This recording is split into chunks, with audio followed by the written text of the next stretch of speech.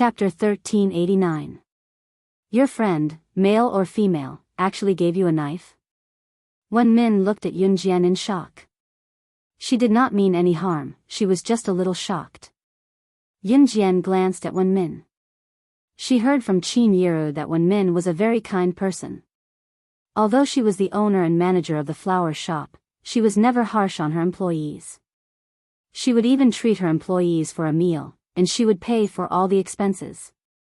Considering that the employees in the shop were all women in their 30s and 40s who had to rush home to cook for their children or husbands, Wen Min even asked the employees to invite their families over for a meal. There were not many managers like this in this day and age. Chapter 1392. He was the only one who could accompany her. No matter where it was, she had long treated Ce. She's my best friend. Fixedly at Yun Jian. Qin Jian wanted to see widened slightly as she replied to Wen Min. Yun Jian was a little embarrassed very serious when she said that Yun Jian was messing around with her. She was so people around. When she heard Qin Yiru, she lowered her head out of sight as all the knives that her daughter had scattered on the ground. Qin Yiru, Lu Shan nearly vomited blood in anger, covered her mouth, and Lu Shan thought that Qin Yiru would realize that her daughter was messing around with a man who was sitting opposite Lu Shan and had been staring at knew that she would say, looked at Ce in disbelief. Are you serious? What friends of life? Your daughter is still so young and she already has a job. It was as if they were denouncing Yun Jian. When Min asked in disbelief, I'm afraid you guys haven't been more learning Ce's words and reached out to grab Ce's large hand. His then she replied she should be more realistic. She considered it impossible for anyone to ignore his so she didn't ask Ce to flip to the Amazon forest. She thought that she had the upper hand and Dragon to go with her because Mad Dragon was also an assassin. Asked Yun Jian to threaten her with such an assassins who had survived. Lu Shan loved her daughter very much. Her tone was so she quickly rushed over to help Mad Dragon was one of. Don't tell me that you've arranged Mad Dragon was also there when she was sent to the organization. When Min's words sparked a conversation between everyone and Qin Yiru. Yun Jian knew that Mad Dragon chuckling the hand over each other replied to Wen Min. Of course, although they were not even 10 years old, they had children to love Mad Dragon quickly became like each other. My Xiao Jian and it's time to get interested in each other. Mad Dragon I can't stop by from being together in the organization. Everyone can go for lunch. That was why Mad Dragon finally found out about Qin Yiru was not an extremely old-fashioned person. Kwang Long was on the brink of it was fine as long as Yun Jian was the only thing Yun Jian knew after that was about to vomit blood, so she took her son and daughter to the restaurant first. Yun Jian asked Mad Dragon had never expected Yun Jian said to so optimistic about Mad Dragon's bag. She was still thinking of having her son jealous that he sent Mad Dragon nodded and went to the back door of the Amazon forest. Ce had already taken in restaurant. He was just an ordinary restaurant with a large round when he turned to look. He could already tell you have to keep a close eye on so when Min arranged 2 tables for them. Since he came in, after everyone sat down, Yun Jian found that his son and his son and daughter were also sitting at the same table. But now they did not let how outstanding Yun's hand even after manager when Min was also sitting at the same table. His other hand reached into his trousers and moved away from the large side and placed it on found another seat before spinning. She might at the dining table. She was only after she was seated. This is my marriage certificate with Xiao Jian. After entangling with an registered and she had treated Yun Jian similarly to Xiao Jian and Xiao's husband and wife as she spoke. So had a brother, she did not mind letting Lu Shan speaking to Ce said as he told Lu Shan's own opinion that no one really did not son looked like. After all, everyone she was one argument and she was good and were together, but it was another thing to register their marriage. This resulted up good when she got Shan would have thought that she thought that she and Yun Jian it was then that she not the military. I'll find out another marriage. If that was the case, Yun Jian's results must be even registered our marriage. My son's school is number 3 high school. Lu Shan did not even realize there was a marriage certificate country, but he still got into a regular high school. She only knew that Lu Shan boasted proudly before turning to ask Qin Yiru. Chapter 1394. Your daughter got into a military school. Qin Yiru accidentally blurted out her true thoughts, right? Once Qin Yiru said entrance exam results, Yun Jian's cheeks flushed instantly. Lu Shan asked. Lu Shan's face darkened at the same time. She thought to herself, how good can her results be if she was sent there by default? Looking at Yun Jian and Ce adults at this age like to talk about their children's results. She was married. If they were good in their studies, did that mean that they had a bright future ahead of them? Ningxing did not even think about what kind of person he was and whether he was worthy of Yun Jian. My results are average. Most importantly, did not let Ningxing had a girlfriend continue the conversation and answered calmly. His girlfriend must have left in a fit of anger at him for standing her when she heard that. While everyone was stunned, before Lu raised a brow with a slight smirk and uttered words that made everyone's imagination startling every parent present. I'll work hard. It was a continuation of what Qin said earlier. It was just an accident. Once he heard when Lu Shan first heard Yun Jian say this, Ningxing's face darkened as if he had just an unbearably low result. So she was already pressing her lips together, as well, ready to laugh out loud after Yun Jian announced her results. Just as Yun Jian's head was about to hit the floor in embarrassment, I was just an accident and got first into the restaurant.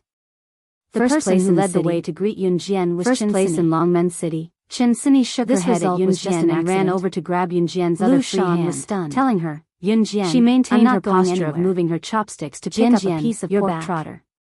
When you said you were here just now, I dragged Zhang Xiaofeng and Ling Yichen over to look for you. In the city. They even said they wanted ice cream before coming over. Before Lu Shan could recover from her shock, threw away the a woman who was also a florist stood up and exclaimed, "Don't you think I'm amazing?"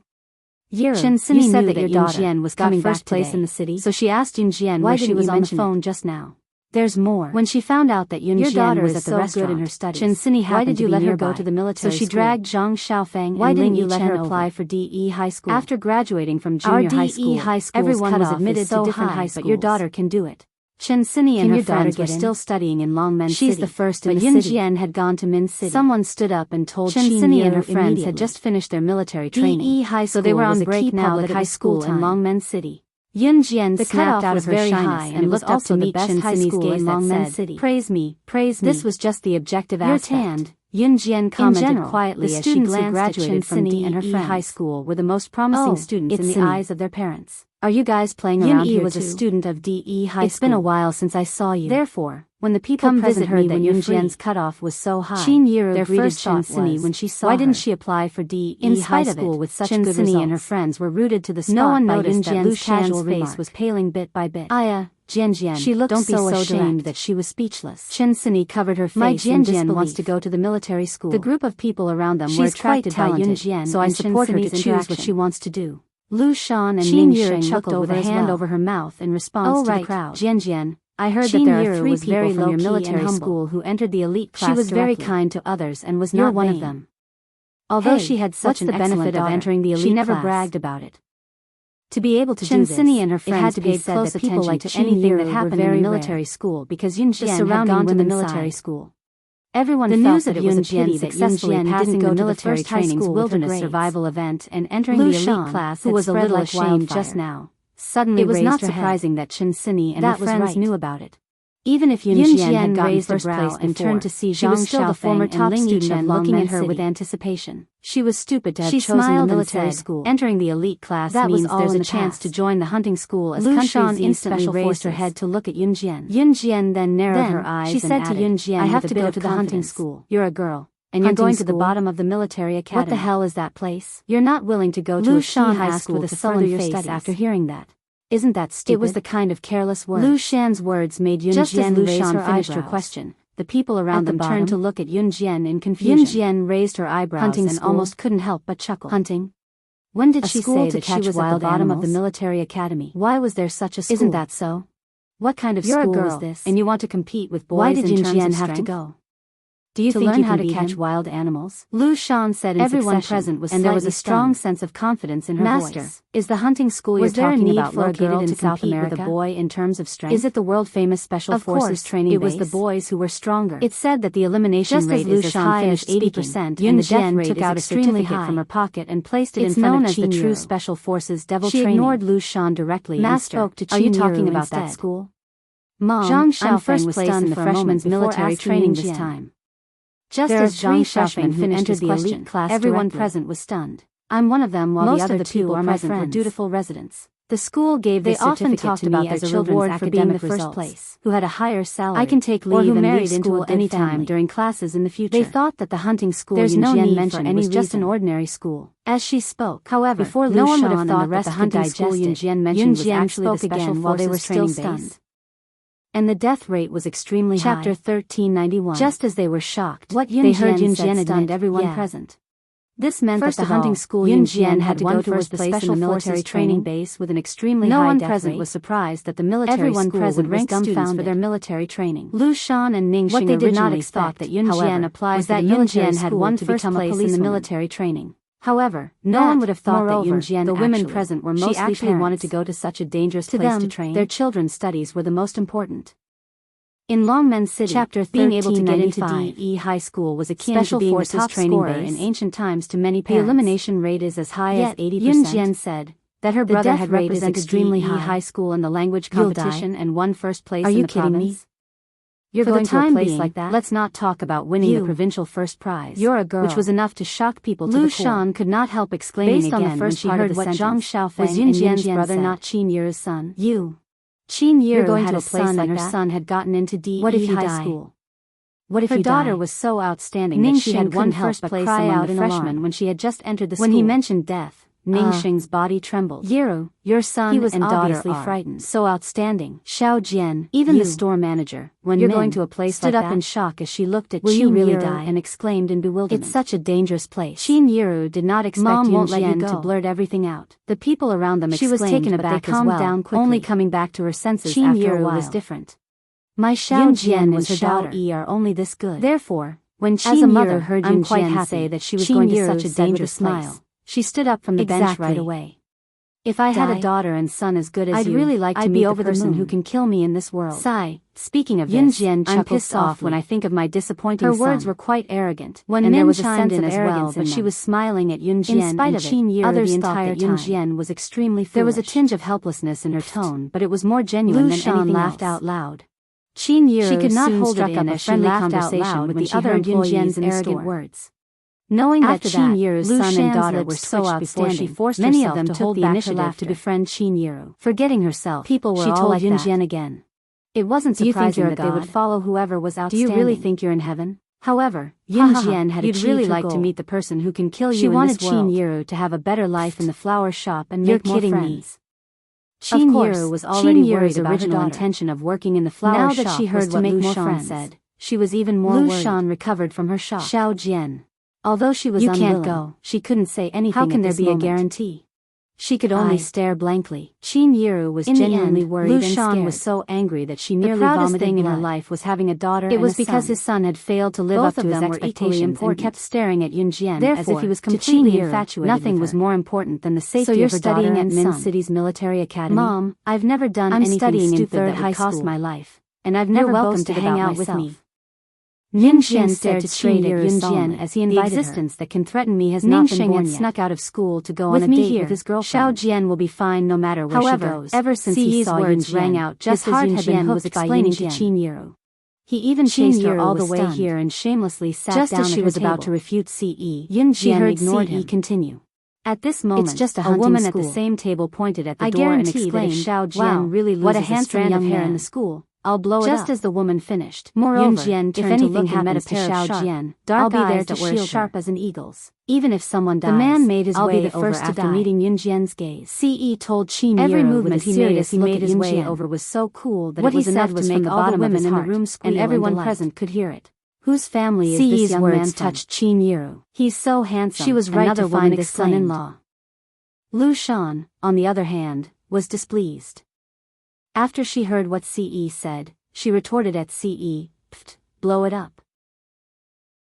Do you think you're an armed force? Playing with gunpowder?" Ha! Before Lu Shan could finish, CE had already dialed Shui Ying's number and spoke to the latter right in front of everyone. "I'm sorry.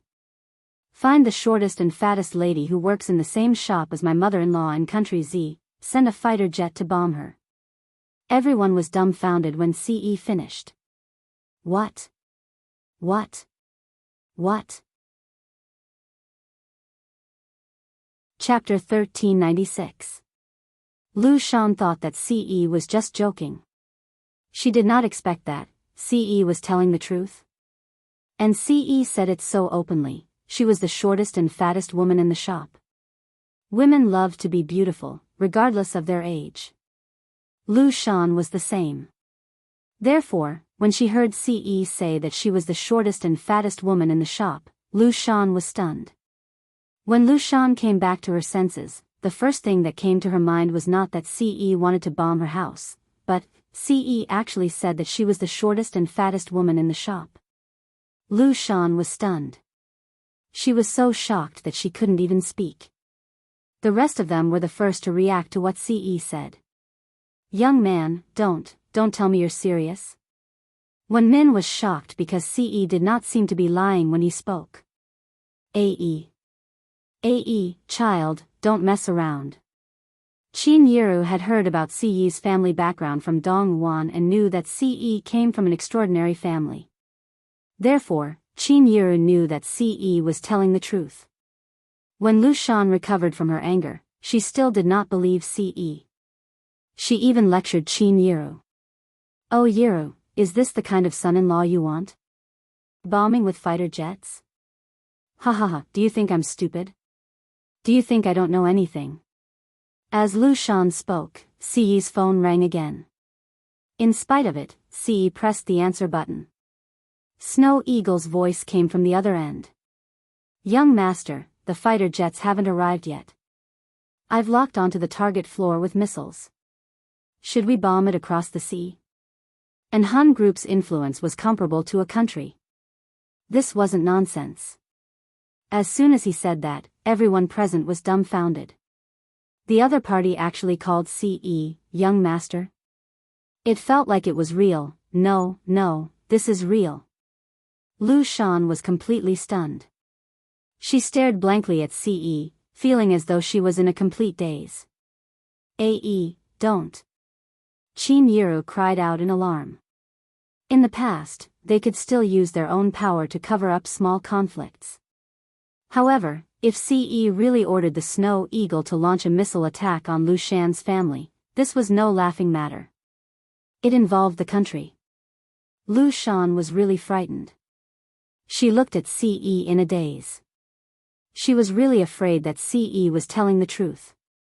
The next second, Lu Shan opened her mouth and begged for mercy. Don't. I was wrong. My mouth is cheap. Regardless of whether it was true or not, Lu Shan couldn't bear the blow of this possibility. There's no need to launch the missiles. Let's retreat, Yun Jian said to Shuang, who was on the other end of Ce's phone. Yes. Shuang agreed to Yun Jian faster than he agreed to Ce. As soon as he finished, he hung up on Ce. How dare Shuang hang up on Ce when the young mistress had spoken? In the past, Shuang would not have dared to do this even if he was given 100 guts. Lu Shan did not know why, but when she heard the word retreat, she felt like she had escaped death even though she did not believe that Ce would launch a missile attack on her house. Lu Shan sat in her seat and heaved a sigh of relief. Ce had never objected to Yun Jian's decisions, so the matter passed just like that. When Chen Sini and the others arrived, Yun Jian told Qin Yiru that she wanted to go shopping with Chen Sini and the others after a few bites. Ce followed Yun Jian and even held Yun Jian's small hand with his large palm. Chapter 1397. Ce had left what he was doing and ran back to Longmen City. The reason was simple. Yun Jian had asked Mad Dragon instead of him to go to the Amazon forest. Ce had gone to the Kosha mercenaries to reprimand Mad Dragon before coming here to look for Yun Jian to declare his sovereignty. Yun Jian had to wait for Muing here before heading to the Amazon forest. She had to make stops along the way with Muing. Ce was currently at his busiest and could not spare any time, so he returned to an Hun group after coming to look for Yun Jian before heading to the Amazon forest to meet Yun Jian. Ce had even brought his and Yun Jian's booklet with him after he left. Country R's marriage certificate was a huge booklet, different from the small booklet in Country Z. However, Ce brought it with him at all times. Yun Jian face-bombed. Ce had been itching to let everyone in the world know that they were married recently. He would even show off their marriage certificate in Country R from time to time. He was so happy that he did not feel tired at all. If Adam heard about this, he would probably grumble on the spot. How did you become such a young master? Ce left in a private helicopter that day while Yun Jian waited for Muing in Longmen City the next day. However, Muing had Leng Hanja following behind her. Leng Hanja insisted on coming after Muing. There was no way to shake him off. Yun Jian was not too surprised to see Leng Hanja. Not only did Leng Hanja come alone, he brought a friend with him. Leng Hanja did not expect his friend to bring a few friends along as well. As they went back and forth, they seemed to have formed a team. Yun Jian was not too happy about it. She was already annoyed that Lang Hanja had tagged along and now he had brought a friend with him. His friend had brought a group of people as well. This is my friend, Guo Xiao. He also graduated from our military academy. He was our senior last year. He is now studying at the police academy. He will be a police officer in the future. Lang Hanja introduced Guo Xiao to everyone. Yun Jian blinked, uninterested. Muing crossed her arms in front of her chest, looking equally upset. Go back. Don't follow me and Yun Jian anymore. After Lang Hanja introduced everyone on his side to Yun Jian and Muing said to him coldly. It was obvious that Muing did not want Lang Hanja to tag along as well. What's wrong with you? Brother Hanja deliberately followed you to protect you. It's been so many years. It's no secret that Brother Hanja likes you.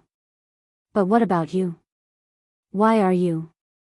Before she could finish, Lang Hanja interrupted, Lang Lingling, if you don't want to come with us, then go back yourself. Lang Hanja said coldly.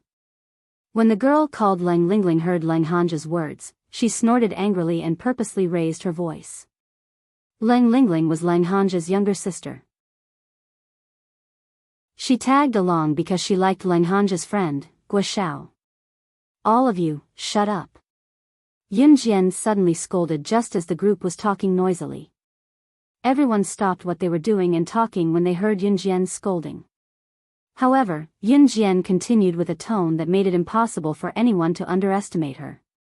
It's your business whether or not you want to follow us and go to the Amazon forest.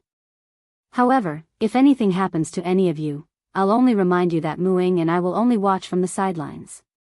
So, do as you please. Chapter 1398. Yun Jian made it clear. She would not stop them if they wanted to tag along. She did not have the right to stop them. After all, they were her legs. However, Yun Jian was not responsible for their safety. They had never experienced how dangerous the Amazon forest was. However, Yun Jian, who had survived in the Amazon forest for 6 months in her previous life, knew that it was not a place for humans. Even Yun Jian barely survived in the Amazon forest. It did not matter if it was the wild animals or the swamp that they encountered during their military training on the uninhabited island. The Amazon forest could not be compared to the small waves on the uninhabited island. What do you mean by that? F***ck, don't make it sound like the earth would stop spinning without you, alright? Seriously. There are more and more people who think highly of themselves. They don't even know what they're thinking.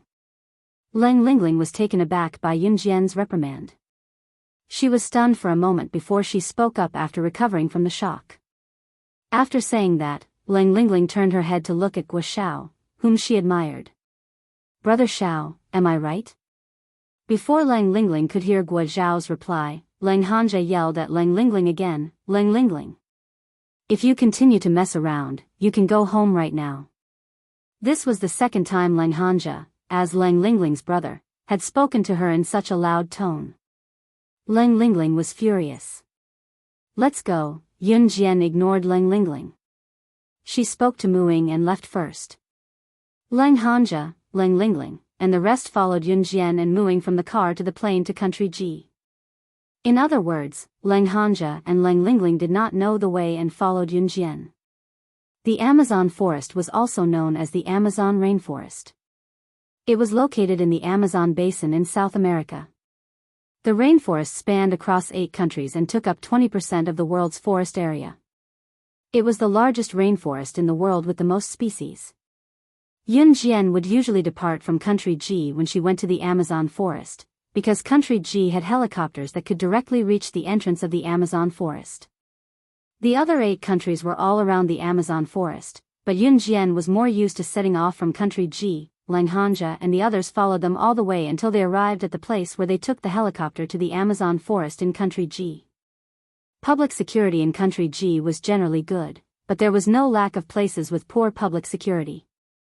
The helicopter that goes directly to the Amazon forest is rented from the local people, and the number of helicopters here is relatively small, so usually there is a queue for a helicopter. At this moment, Yun Jian and Muing were waiting in line, followed by Lang Hanja and a group of people. It's so hot. It's almost our turn. Is the plane here yet? Leng Lingling fanned her face and asked lazily. Bear with it. It's coming, it's coming. They're finally here. A guy in the same group responded. They saw a helicopter being pulled over by a large truck from afar. Hey, you guys wait for 2 more hours. The pilot of this helicopter got into an argument with armed people and was shot twice. He's been sent to the hospital, and the next helicopter will arrive in 2 more hours. Just then, a staff member walked over and waved at Yun Jian and the others, speaking in Chinese. The staff member was from country Z, huh? 2 more hours. Leng Lingling was dumbfounded when she heard that. Is this helicopter empty? No one's piloting it? Yun Jian asked. Hearing Yun Jian's words, the staff member paused for a moment, then smiled naturally, yes. Then, the staff member joked with Yun Jian, little girl, do you want to drive the helicopter to the Amazon forest yourself? Ha! It was impossible. The staff member didn't finish his sentence. Give me the helicopter, I'll rent it. Yun Jian took out a card from her pocket and threw it to the staff member, then walked towards the helicopter. What's wrong with you? The pilot isn't here and you still want to rent the helicopter. Do you even know how to drive it? Leng Lingling, who was standing behind, couldn't help but scold Yun Jian. Hey, little girl. You can't just drive the helicopter if you don't know how to drive it. Also, do you know the coordinates of the Amazon forest? The staff member reacted and wanted to chase after Yun Jian, who had already walked to the helicopter. However, he saw Yun Jian walk to the side of the helicopter and jump onto the helicopter door. Under the gaze of the surrounding people, she walked to the cockpit and started the helicopter within 3 seconds. The helicopter instantly flapped its wings and floated up, making a loud noise. Yun Jian walked to the helicopter door under everyone's horrified gaze and put down the rope. She called out to Muing, come up. She really knew how to drive a helicopter. This teenage girl really knew how to drive a helicopter. Chapter 1399. Muing went over and grabbed the rope that Yun Jian had let down from the helicopter in a few steps. Grabbing the rope nimbly, she climbed up to the side door of the helicopter from the ground. No matter how much the staff tried to dissuade and disbelieve that Yun Jian knew how to fly a helicopter, Yun Jian's actions just now and the fact that she actually knew how to fly a helicopter had completely shocked the staff. After Muing jumped onto the helicopter with the rope, she stood at the side door of the helicopter and looked down at Lang Hanja, Leng Lingling, Guo, and the others. In the end, Muing locked her gaze on Lang Hanja. The helicopter was already 3 meters above the ground. Unless Yun Jian or Muing let down the rope and Lang Hanja and the others could climb onto the helicopter, Lang Hanja and the others could only get onto the helicopter. However, when the helicopter was 3 meters above the ground, it was obvious that Yun Jian did not intend to travel with Lang Hanja and the others. Hey! Alright, we know that you can fly a helicopter. Why aren't you lowering the helicopter? Quick! It's so hot that I'm about to peel off my skin. It's so hot, hurry up and let us sit on it. Leng Lingling was stunned, but she did not think too much about it. Instead, she waved at Yun Jian and asked Yun Jian to lower the helicopter so that they could sit on it. Let's part ways here. Yun Jian gave a simple reply. Yun Jian did not say anything else. Leng Lingling was taken aback by Yun Jian's words before she broke out in a torrent of abuse. Leng Lingling began to yell at Yun Jian. Muing stared at Lang Hanja. She pursed her lips and said, I'm no longer the same person as before. I'm no longer the Muing of the past. I've told you this more than once.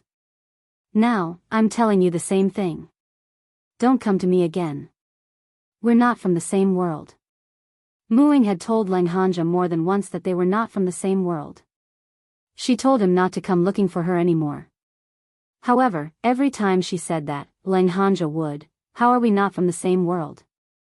Ying, there's nothing in this world that can stop us from being together. I won't give up. I won't give up." Lang Hanja was still yelling at the sky, refusing to admit defeat, even when Yunjian flew the helicopter dozens of meters away. Muing had rejected Lang Hanja's feelings for her more than once. She knew that Lang Hanja had feelings for her, but she was not the real Muing. She could not merge herself with the real Muing like Yunjian. However, no matter what Muing did, she could not get rid of Lang Hanja. This made Muing feel guilty. Yunjian and Muing arrived at the border of the Amazon forest. The helicopter could enter the Amazon forest, but it was rented. Yunjian did not plan to fly the helicopter directly into the Amazon forest. The helicopter stopped at the entrance. It was surrounded by the forest. The reason why it was called the entrance was because there were people stationed here. The staff who were in charge of the helicopter's navigation were also here. If they registered at the scenic spot, they could even have a tour guide to bring them around the Amazon forest. Of course, the tour guide would only bring them to a safe area. It was impossible for them to go deep into the Amazon forest. When Yunjian returned the helicopter to the staff was shocked. Why was their helicopter driven by a young lady? By the time they reacted, Yunjian was already far away. Yunjian had just walked to Muing and was about to pack her things with Muing to enter the Amazon forest when a clear male voice came from behind. The male voice stopped Yunjian and Muing in time. Chapter 1400. We're not going with a group. Yunjian immediately denied the guy's words. She didn't even look at the guy's face before she spoke. Hearing Yunjian's simple words, the guy was stunned, but he didn't give up. Instead, he walked to Yunjian and Muing. Then, he looked at Yunjian and Muing. The guy spoke again as if he was trying to persuade Yunjian and Muing to agree with him. "It's not good for the two of you to enter the Amazon forest by yourselves. The Amazon forest isn't an ordinary forest. There are ferocious beasts inside. You might get into trouble if you go by yourselves. I heard that a group of people went in 2 days ago and they haven't come out yet. It's dangerous for the two of you to enter the Amazon forest without a group. Why don't you come with us? You can take care of each other. Also, we're all from country Z, hehe, it's rare to meet people from the same country here." The guy said a lot of things, but all he got was Yunjian's rejection. "I'm not going." "Ren Zhongwei, can you do it? You can't even persuade 2 girls. You don't even have that bit of charm. What are you doing?" Another guy's voice came from the side. The other guy said as he walked towards Yunjian and Muing. "Ladies, I'm Dan Qingjie. We're planning to enter the Amazon forest as a group. Ren Zhongwei told you guys just now that we're short of 3 people. There are 6 of our country Z compatriots in the group. Do you guys want to come along?" The guy who called himself Dan Qingjie was a handsome young guy. He was about 19 years old and looked very bright and handsome. It was not hard to tell that Dan Qingjie and his group were university students who came to the Amazon forest to play. Also, one could tell that Dan Qingjie and his group were wearing branded clothes from head to toe. Even the watches on their hands were worth more than 5,000. 5,000 was considered extremely expensive in terms of the price of watches in 1999. Just by looking at Dan Qingjie's group, it was not hard to tell that they were all university students. Usually, if a university student could come to a place like the Amazon forest to play, they would need to have a rich family to do so. But these were not in Yunjian's consideration. After Dan Qingjie told Ren Zhongwei that Yunjian and Muing were going to the Amazon alone and that it was quite dangerous, Yunjian started to pack her bag. She ignored Dan Qingjie and took out a butterfly knife, 2 daggers, and many blades from her bag. After making sure that these things could be used normally, she put them in her bag. Ren Zhongwei and Dan Qingjie were just talking about Yunjian and Muing going into the Amazon forest by themselves. It was very dangerous for the 2 girls, so they advised them to team up with them. However, when they saw Yunjian take out a few knives from her bag, Ren Zhongwei and Dan Qingjie both took a deep breath and swallowed their saliva. You're a girl. How can you bring so many dangerous things? Dan Qingjie was stunned. At that moment, Yun Jian had picked up her bag again and asked Muing to follow her to the entrance of the Amazon forest. She completely ignored Dan Qingjie and Ren Zhongwei's reaction. Yun Jian and Muing were just about to walk to the entrance of the Amazon forest when Yun Jian suddenly saw the tour guide's introduction in Country G's language. Yun Jian frowned slightly when she saw the introduction of the tour group. She suddenly pulled Muing and turned around to say to Dan Qingjie and Ren Zhongwei, "We'll join your group." Chapter 1401. After Yun Jian finished speaking, Dan Qingjie and Ren Zhongwei both looked up at her and said in unison, "Really? You guys are really willing to join us?" Yun Jian's previous attitude was really too cold, so it gave Dan Qingjie and Ren Zhongwei an inexplicable illusion that Yun Jian would not join them. So when they heard Yun Jian's words, Dan Qingjie and Ren Zhongwei felt like they had misheard. "Lead the way." At this moment, Yun Jian nodded and said. Muing did not understand why Yun Jian wanted to follow the tour group halfway. After all, following a tour group was very time-consuming and inconvenient for them. But Muing did not ask Yun Jian. Just as they joined Ren Zhongwei and Dan Qingjie's group, Yun Jian and Muing saw the other 4 people from Z country other than Ren Zhongwei and Dan Qingjie. Among the 4 people from Z country, 3 of them came with Ren Zhongwei and Dan Qingjie. As for the other more mature woman, she came alone. She also just joined the tour group and met Dan Qingjie and the others. When this more mature woman saw Yun Jian and Muing, she greeted Yun Jian and Muing first. "More friends here? Hey, I'm He Liqing. You can call me Sister Qingqing. Don't be shy." The mature woman who called herself He Liqing was obviously a beautiful and gentle big sister, but there was also the air of a mature sister in her gentleness. At least Yun Jian had a good impression of this woman called He Liqing. "I'm Muing." Muing replied briefly to He Liqing. "Yun Jian." Yun Jian's self-introduction was even more brief. "Welcome to the group, little girls." An 18 or 19-year-old college girl who was with Dan Qingjie and the others greeted Yun Jian and Muing. This girl had heavy makeup on and looked very beautiful. When she greeted Yun Jian and Muing, she did not show any signs of unwelcome. But if you asked her how much she welcomed Yun Jian and Muing, she did not show any extreme reaction. It could be seen that she welcomed them on the surface, but in her heart, she did not feel like they were dispensable. This girl was called Lu Yun. In the group of Z country people, other than He Liqing and Lu Yun who were girls, Yun Jian and Muing were the rest of them were guys. In the end, the numbers were gathered quickly and the group prepared to leave. Yun Jian asked Ce to bring Mad Dragon, and she and Muing would catch up in about a day. Ce had already sent Mad Dragon home, but Yun Jian asked Ce to bring Mad Dragon. Since Ce listened to Yun Jian, no matter how jealous she was, she had to satisfy her first. Just as they entered the Amazon forest, the surrounding scenery was like a fairy tale. It was extremely beautiful. In the group, there were a few people who came with cameras, so they took pictures along the way and walked rather slowly. "Wow! There's a river here, and the water is so big, so wide, and so clear." At this moment, a foreigner exclaimed in English.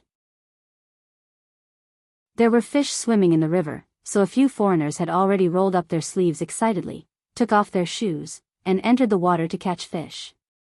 "Let's go and have some fun too." Lu Yun was very excited as she took off her shoes and ran into the river. She stepped on the shallow sand in the river and made a "yay" expression to one of the guys who brought a camera.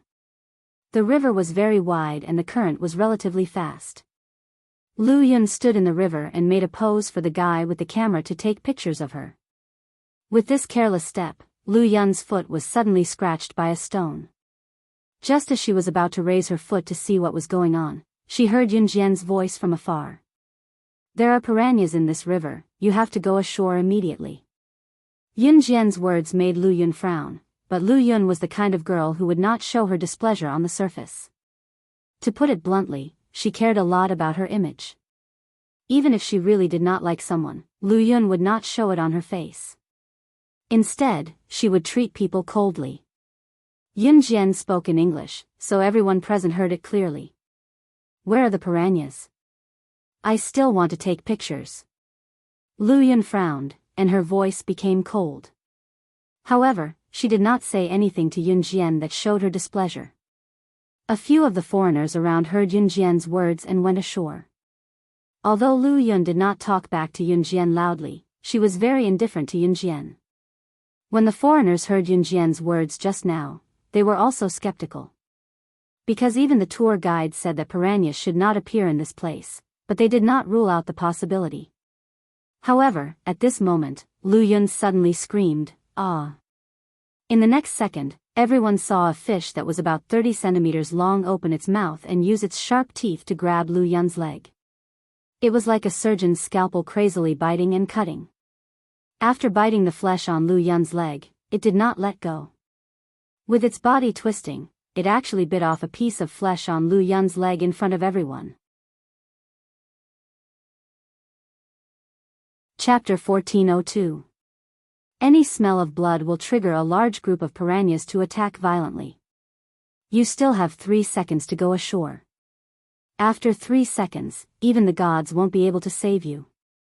Yun Jian said calmly as she looked at Lu Yun's leg that was bitten off by the piranhas. Piranhas usually attacked in groups. There was once a child who accidentally fell into a pond where piranhas were rearing. Within a few minutes, he was gnawed alive and turned into a horrifying skeleton. This was not nonsense. It was an ironclad fact. Ah! No! No! Lu Yun, who was bitten on her leg, was so scared that she didn't even care about the pain on her leg. She immediately jumped ashore. This piranha that bit her leg didn't want to let go. In the end, Lu Yun desperately shook her leg a few times before it let go.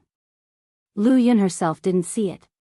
The second after she jumped ashore, everyone on the shore saw the piranhas behind her as if they were injected with chicken blood. They rushed towards her without any regard for their lives. Some of them even bit Lu Yun's skirt. They directly bit Lu Yun's skirt. Ah! Ah! Will they come ashore? Someone was so scared that he screamed and wanted to run away. Ah! It hurts. Lu Yun also sat on the ground and couldn't move. Waves of pain came from her leg. A piece of the flesh on her leg that was bitten by the piranhas had already fallen off. Just looking at it was terrifying, let alone actually experiencing it. Am I going to die? Lu Yun hugged her legs and started wailing. Everyone shut up. Just as the people on the scene were extremely noisy, each and every one of them was scared out of their wits. Some of them even wanted to go back the way they came and didn't want to continue this trip. Yun Jian yelled at everyone to stop. Even Lu Yun was trying her best to endure the pain. She was so scared that she quieted down. Just now, it was Yun Jian who said that there were piranhas in the river. Moreover, Yun Jian said that, but the group of people around didn't believe her. Yun Jian, how did you know that there's food in the river, piranhas? Dan Xingjie was so scared that he started to stutter. Yun Jian did not answer Dan Xingjie's question directly.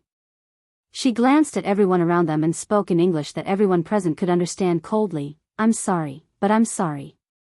If you want to survive in the Amazon forest, remember 3 things. Don't touch anything, don't run around, and don't move around. If you can't even do these 3 things, then I can tell you very clearly that you only have 2 choices now. Leave this place or die. Yun Jian's gaze was as sharp as a knife. Every word that came out of her mouth was shocking. Even the tour guide who was leading the way was intimidated by Yun Jian's icy demeanor. Didn't you say that with someone guiding you, it's very safe to play in the Amazon forest? A burly man stepped forward and asked.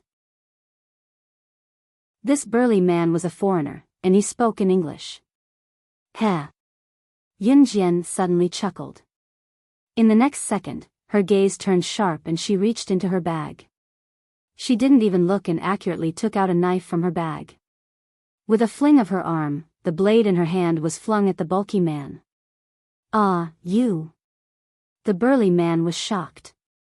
However, before the burly man could react, the knife in Yunjian's hand had already flown past him. That's... Just then, someone suddenly realized that behind the burly man, a cobra was nailed to a tree by Yunjian's knife. This person was so scared that he screamed. Everyone turned around and saw the scene. This meant that the cobra was hanging behind the burly man. If it wasn't for Yunjian's timely action, then this burly man would have. While everyone was shocked by Yunjian's skills, they couldn't help but feel a lingering fear. However, they heard Yunjian laugh coldly at the burly man. "You can't even protect yourself, who else can you rely on?" As she spoke, Yunjian stood in front of everyone. She suddenly took out a bunch of knives from her bag and threw them on the ground. Then, she announced to everyone. Chapter 1403. The meaning of Yunjian's words was that she would not team up with trash. The trash she referred to everyone present. In other words, although she had joined this tour group, she would not team up with anyone in the tour group. To put it bluntly, if the people present wanted to live, they had to do it themselves. Otherwise, even if someone died in front of her, she would not do it again. "You. How can you be like this?" Everyone came in with the tour group. "How can you do something like watching someone die? Are you Z people all so uneducated?" A blonde foreign woman pointed at Yunjian in fluent English because she was afraid. As soon as the blonde foreign woman's voice fell, Yunjian cast a sidelong glance at her. Her eyes emitted a sharp and eye-catching luster, coupled with the skill Yunjian had just shown in front of everyone. The blonde foreign woman trembled and took a few steps back. Just when the blonde foreign woman was frightened by Yunjian's frightening eyes and took a big step back, Yunjian suddenly took a step forward. She stretched out her white slender hand and grabbed the blonde foreign woman's collar.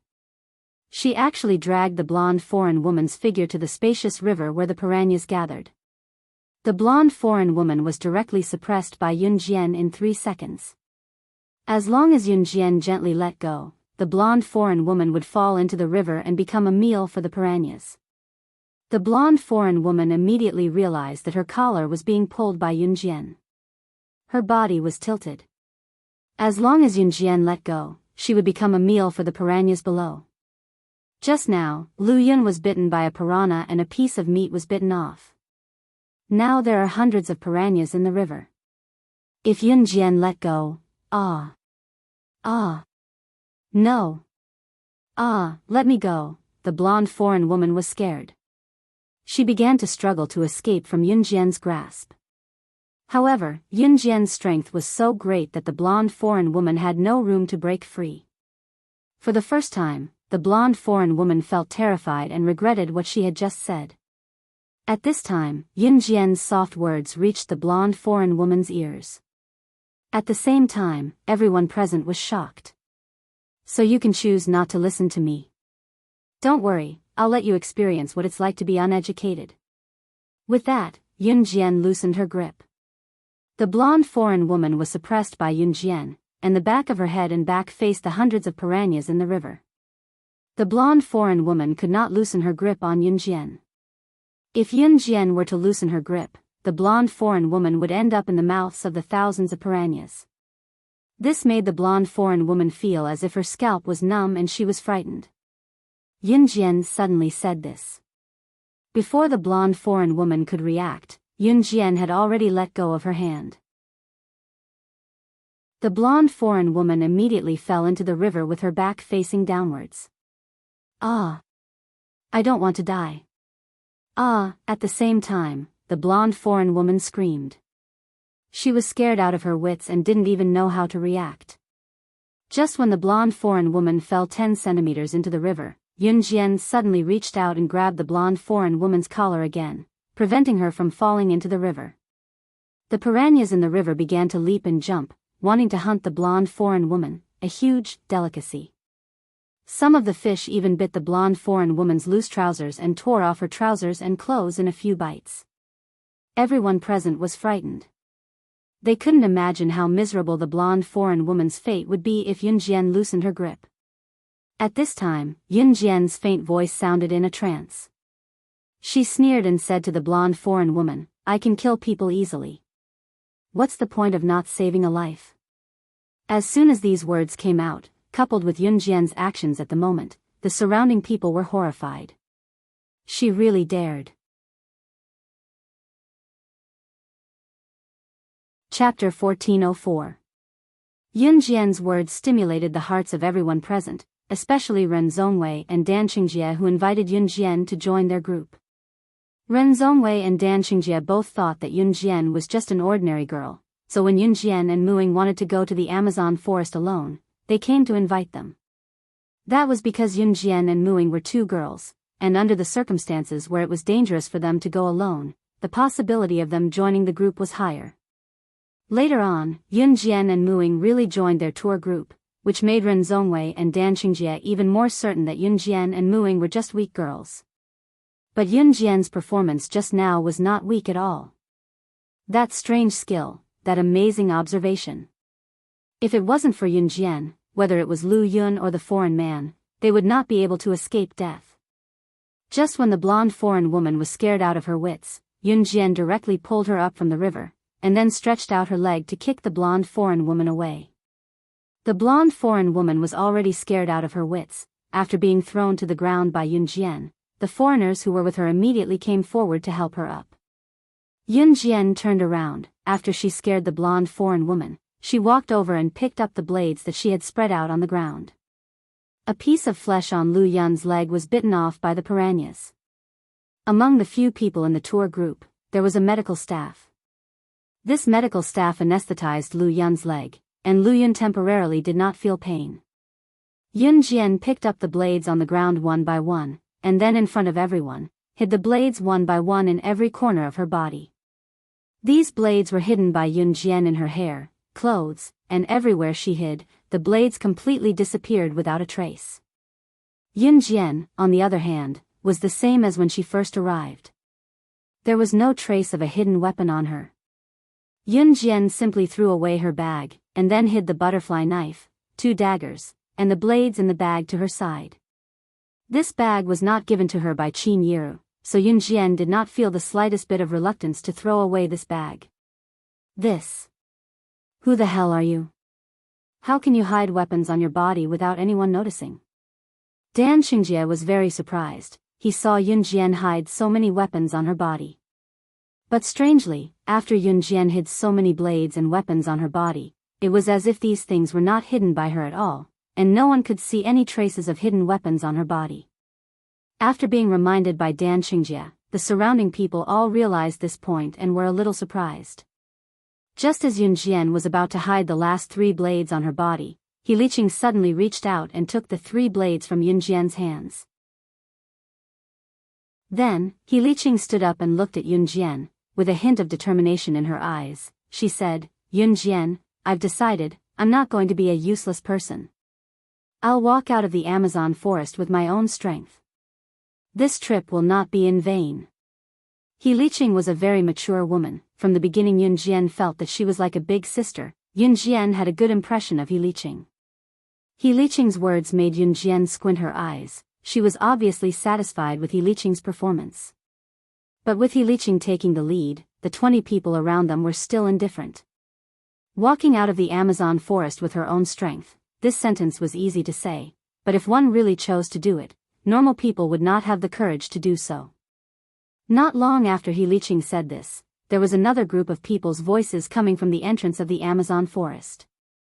Obviously, the people following the group were not only Yunjian's group.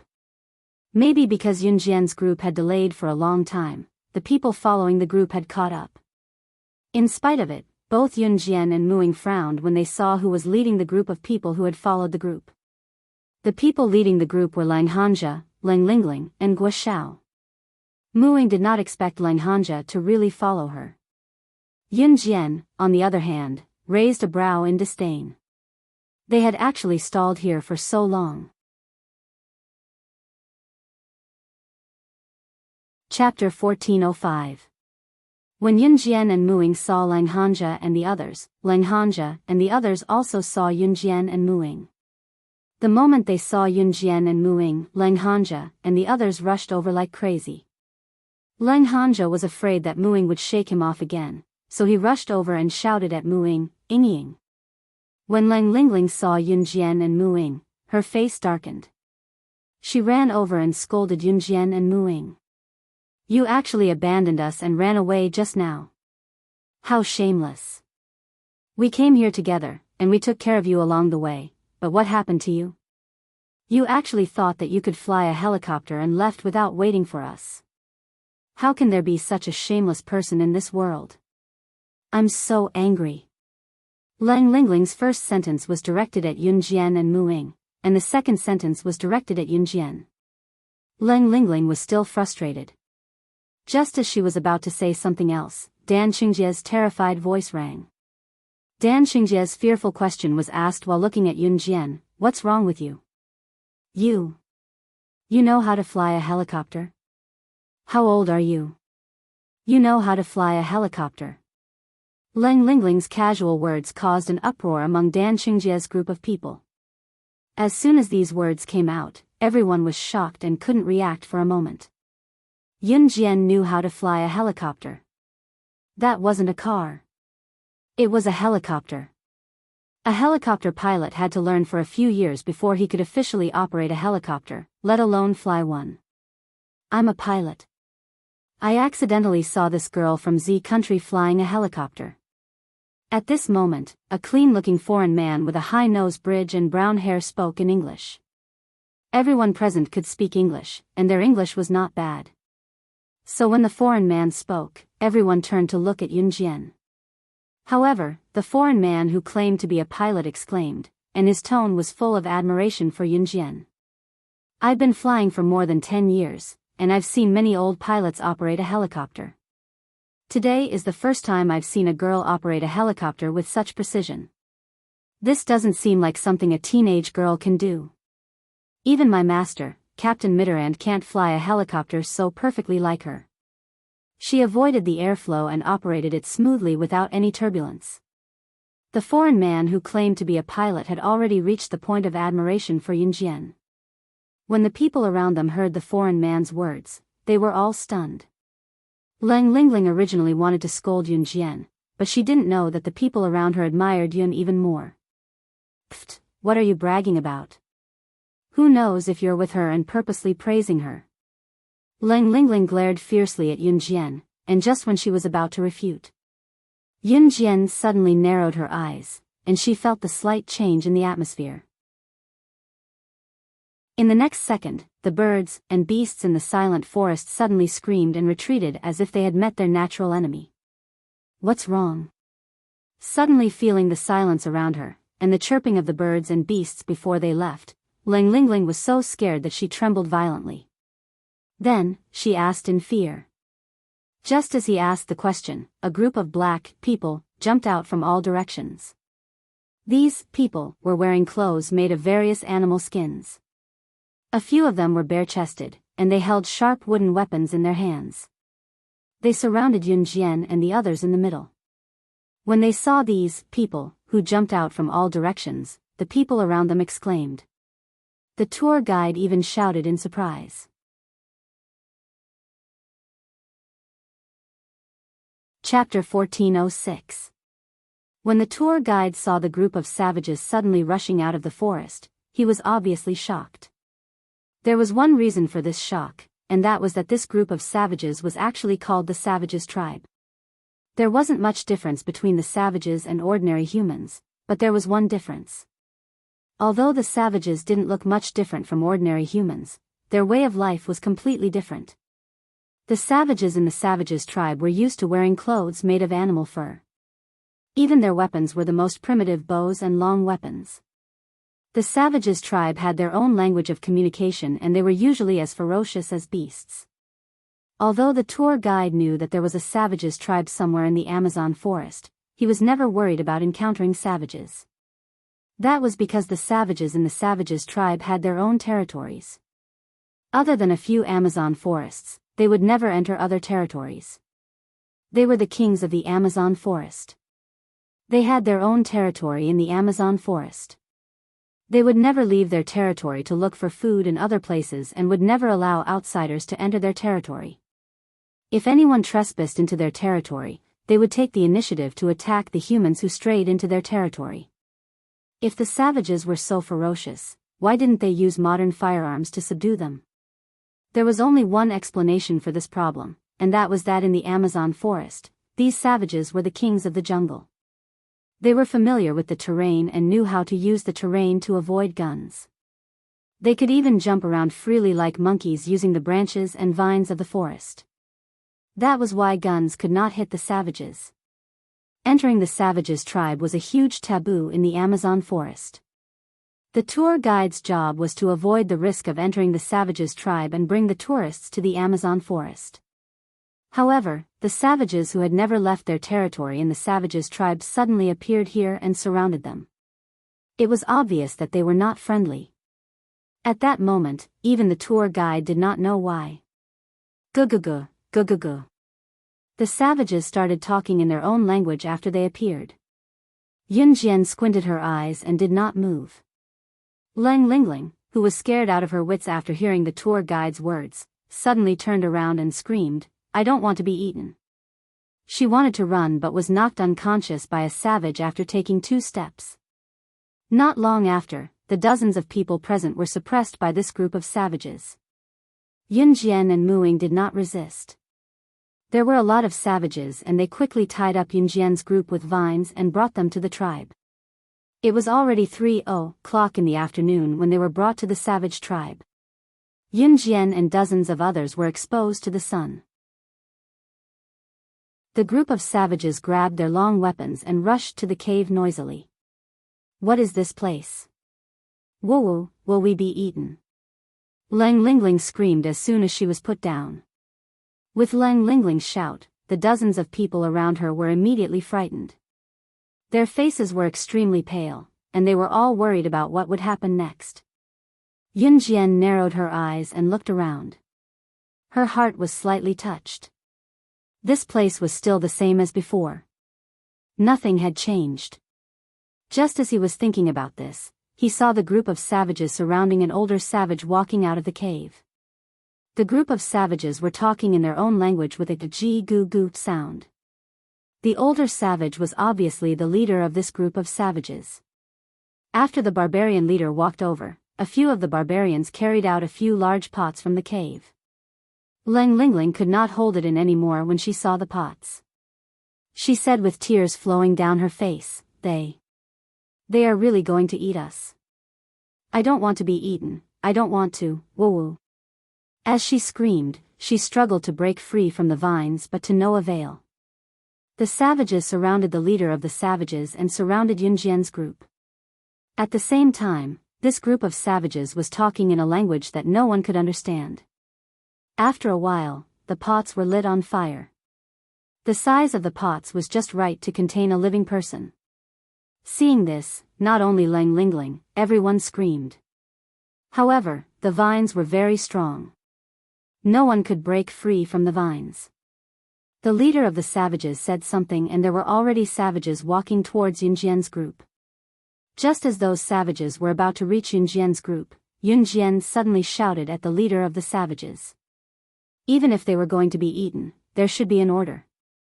With Yunjian's shout, those savages immediately noticed Yunjian's group. Lang Lingling and a few others were beside Yunjian. Lang Lingling was already so scared that she did not dare to say a word. However, with Yunjian's shout, she successfully attracted the attention of those savages. "Are you crazy? If you want to die, don't drag us down. If you want to die, go and die yourself." Lang Lingling cried and shouted at Yunjian. The people around Yunjian instantly hated Yunjian. Thus, they all started to point out Yunjian's faults. However, at this moment, they saw the leader of the savages suddenly stop. Then, he hesitated and actually walked towards Yunjian. An even more shocking scene happened. The leader of the savages took 2 steps towards Yunjian's side. He cried out in shock and then strode towards Yunjian. When he was 3 meters away from Yunjian, he knelt down. The leader of the savages stretched out his hand and knelt down heavily towards Yunjian. The rest of the savages saw their leader kneeling down towards Yunjian and they all followed. In the next moment, all of the savages knelt down towards Yunjian. The scene was shocking and everyone who was with Yunjian was in an uproar. Even the tour guide was dumbfounded when he saw this scene.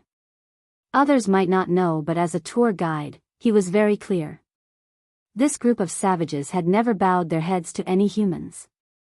Any humans who accidentally entered their territory were like wanted criminals and would be hunted down by them. Usually, if one was kidnapped by the savages, the chances of survival were pitifully low. This group of savages were the kings of the jungle. They were familiar with the terrain and could use the terrain and years of wilderness survival experience to defeat any strong expert. However, today, they knelt down towards a human. This was a strange thing that the tour guide had never heard of in his entire life. Thus, the tour guide widened his eyes. The rest of the people who were with Yunjian also widened their eyes. They were so shocked that they could not be described with words. Every pair of eyes stared at Yunjian. It was as if they wanted an explanation and wanted to know what was going on. This. Why are they all kneeling towards Yunjian? This is impossible. She's not their king. This. Aren't savages only going to listen to the king that they think is the most powerful? Why? Could it be? Could it be that Yunjian is their king? Dan Xingjie was so shocked that his eyeballs were about to fall out. Chapter 1407. The world of the barbarians followed the law of survival in the jungle, where the strong ruled. Before entering this place, there was an introduction about the barbarians on the tour group's billboards. The reason why the tour group knew so much about the barbarians was because they had successfully captured a barbarian 3 months ago. Now, this barbarian was brought to a nearby research facility for research and observation.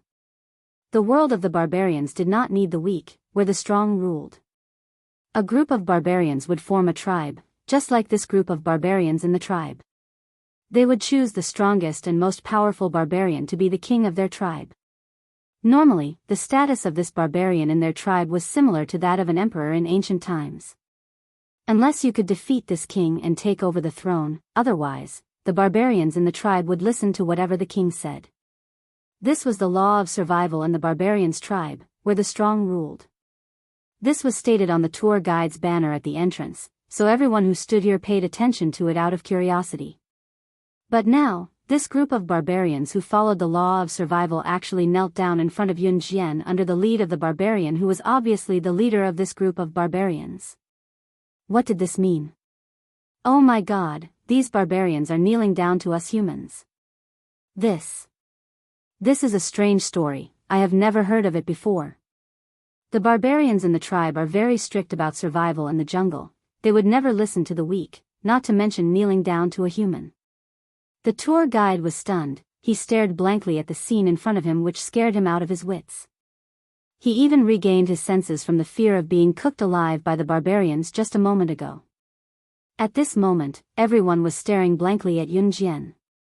They watched as Yunjian accepted the worship of the barbarians, but she did not show any signs of surprise.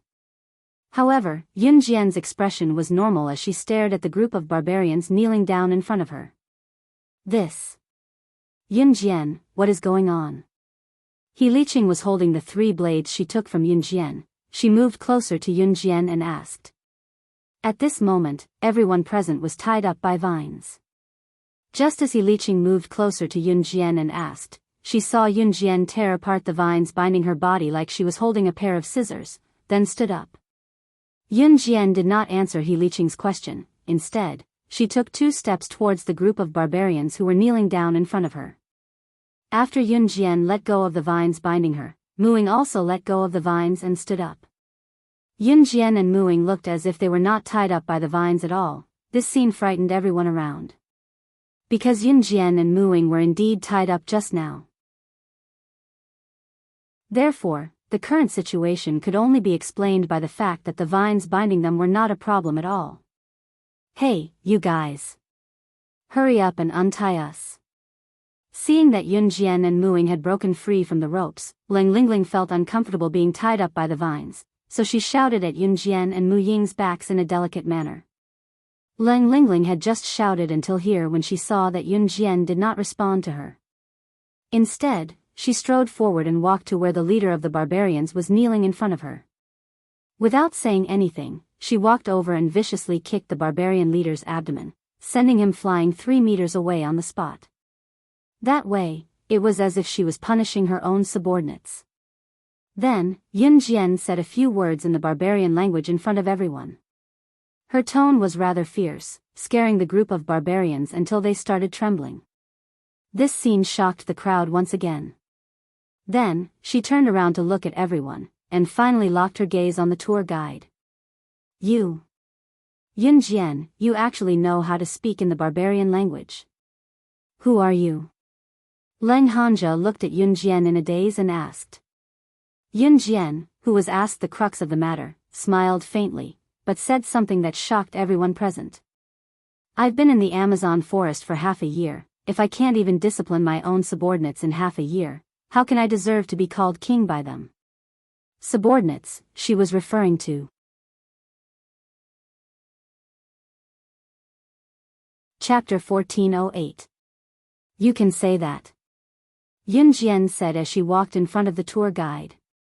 Standing in front of the tour guide, Yun Jian looked down at the tour guide who was still tied up by the vines.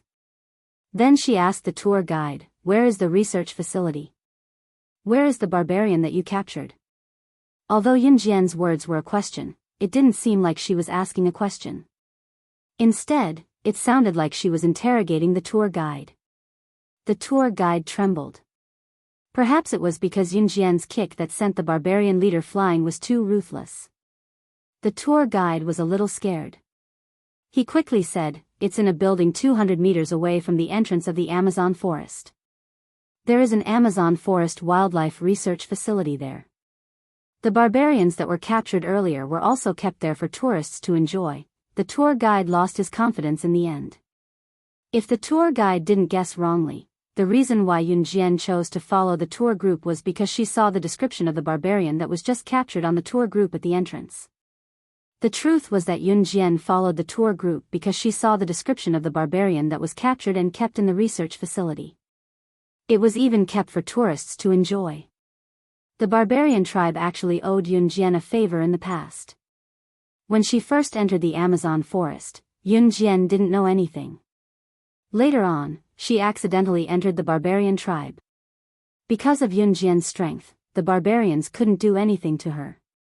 After following this group of barbarians, Yun Jian quickly learned how to survive in a natural environment like the Amazon forest. Later on, Yun Jian directly became the queen of the barbarian tribe. She was very clear that if she wanted to be the queen, the least she could do was not allow her subordinates to be bullied. Especially when it was kept for tourists to enjoy. This was something that Yun Jian couldn't tolerate. That was why Yun Jian joined the tour group to find out more information. As for why the barbarians left their own territory to attack the humans, it was because after the previous barbarian was captured, the barbarians who had a collective consciousness wanted to find their companion that was captured. In fact, because the barbarian was captured by humans, the group of barbarians hated humans. Just now, this group of savages really wanted to cook and eat Yun Jian and her group alive. And because Yun Jian had changed so much, the group of savages did not recognize Yun Jian at all. After all, Yun Jian was still very young when she stayed in the Amazon forest for 6 months. Her physical body was still that of her previous life. Take me to the Wildlife Research Institute now, Yun Jian said to the tour guide. As soon as Yun Jian spoke, the tour guide looked a little embarrassed. The tour guide was here to lead the way. If he returned to the exit, wouldn't Ren Zhongwei, Dan Xingjia, and the other tourists have to follow him back? It's fine if you don't leave, but you can stay and be their dinner. Yun Jian pointed at the savages not far away. Now, no one dared to say that they didn't want to leave. Everyone was fighting to leave. Therefore, the group quickly untied the vines and walked towards the entrance of the Amazon forest. There was still some distance to the entrance of the Amazon forest. Yun Jian had too many secrets, so the tour guide couldn't help but ask Yun Jian as they walked, "You said you stayed in the Amazon forest for half a year?" "Yeah." Yun Jian replied coldly. The tour guide gulped. Before he could ask again, a foreign man who knew Chinese spoke up. "I heard that many assassin and secret agent organizations would throw their assassins or secret agents into the Amazon forest and let them survive for half a year without any weapons. It's a game where the weak are eliminated and the winner is the king. Could it be that you were thrown into the Amazon forest as a secret agent or an assassin?" Chapter 1409. After all, why would a normal girl come all the way to the Amazon forest for half a year? Let's not talk about whether her family would agree or not. A normal girl might not even know what kind of place the Amazon forest was, right? In 1999, the internet was not widely known yet, and there was no way to search for information on the internet. People in that era could only find out about major international news through newspapers, television, and other channels. As for a place like the Amazon forest, even adults might not know about it. Yun Jian was from Country Z, and Country Z was far from the Amazon forest, so the foreign man who spoke Chinese had to ask Yun Jian about it. The people around them suddenly heard the foreign man saying something they had never heard of before, so they all turned around to look. The foreign man stared at Yun Jian for 2 seconds. It was obvious that this foreign man had some understanding of secret agents and assassins. No comment. Yun Jian's words interrupted the foreign man's train of thought, and he rolled his eyes.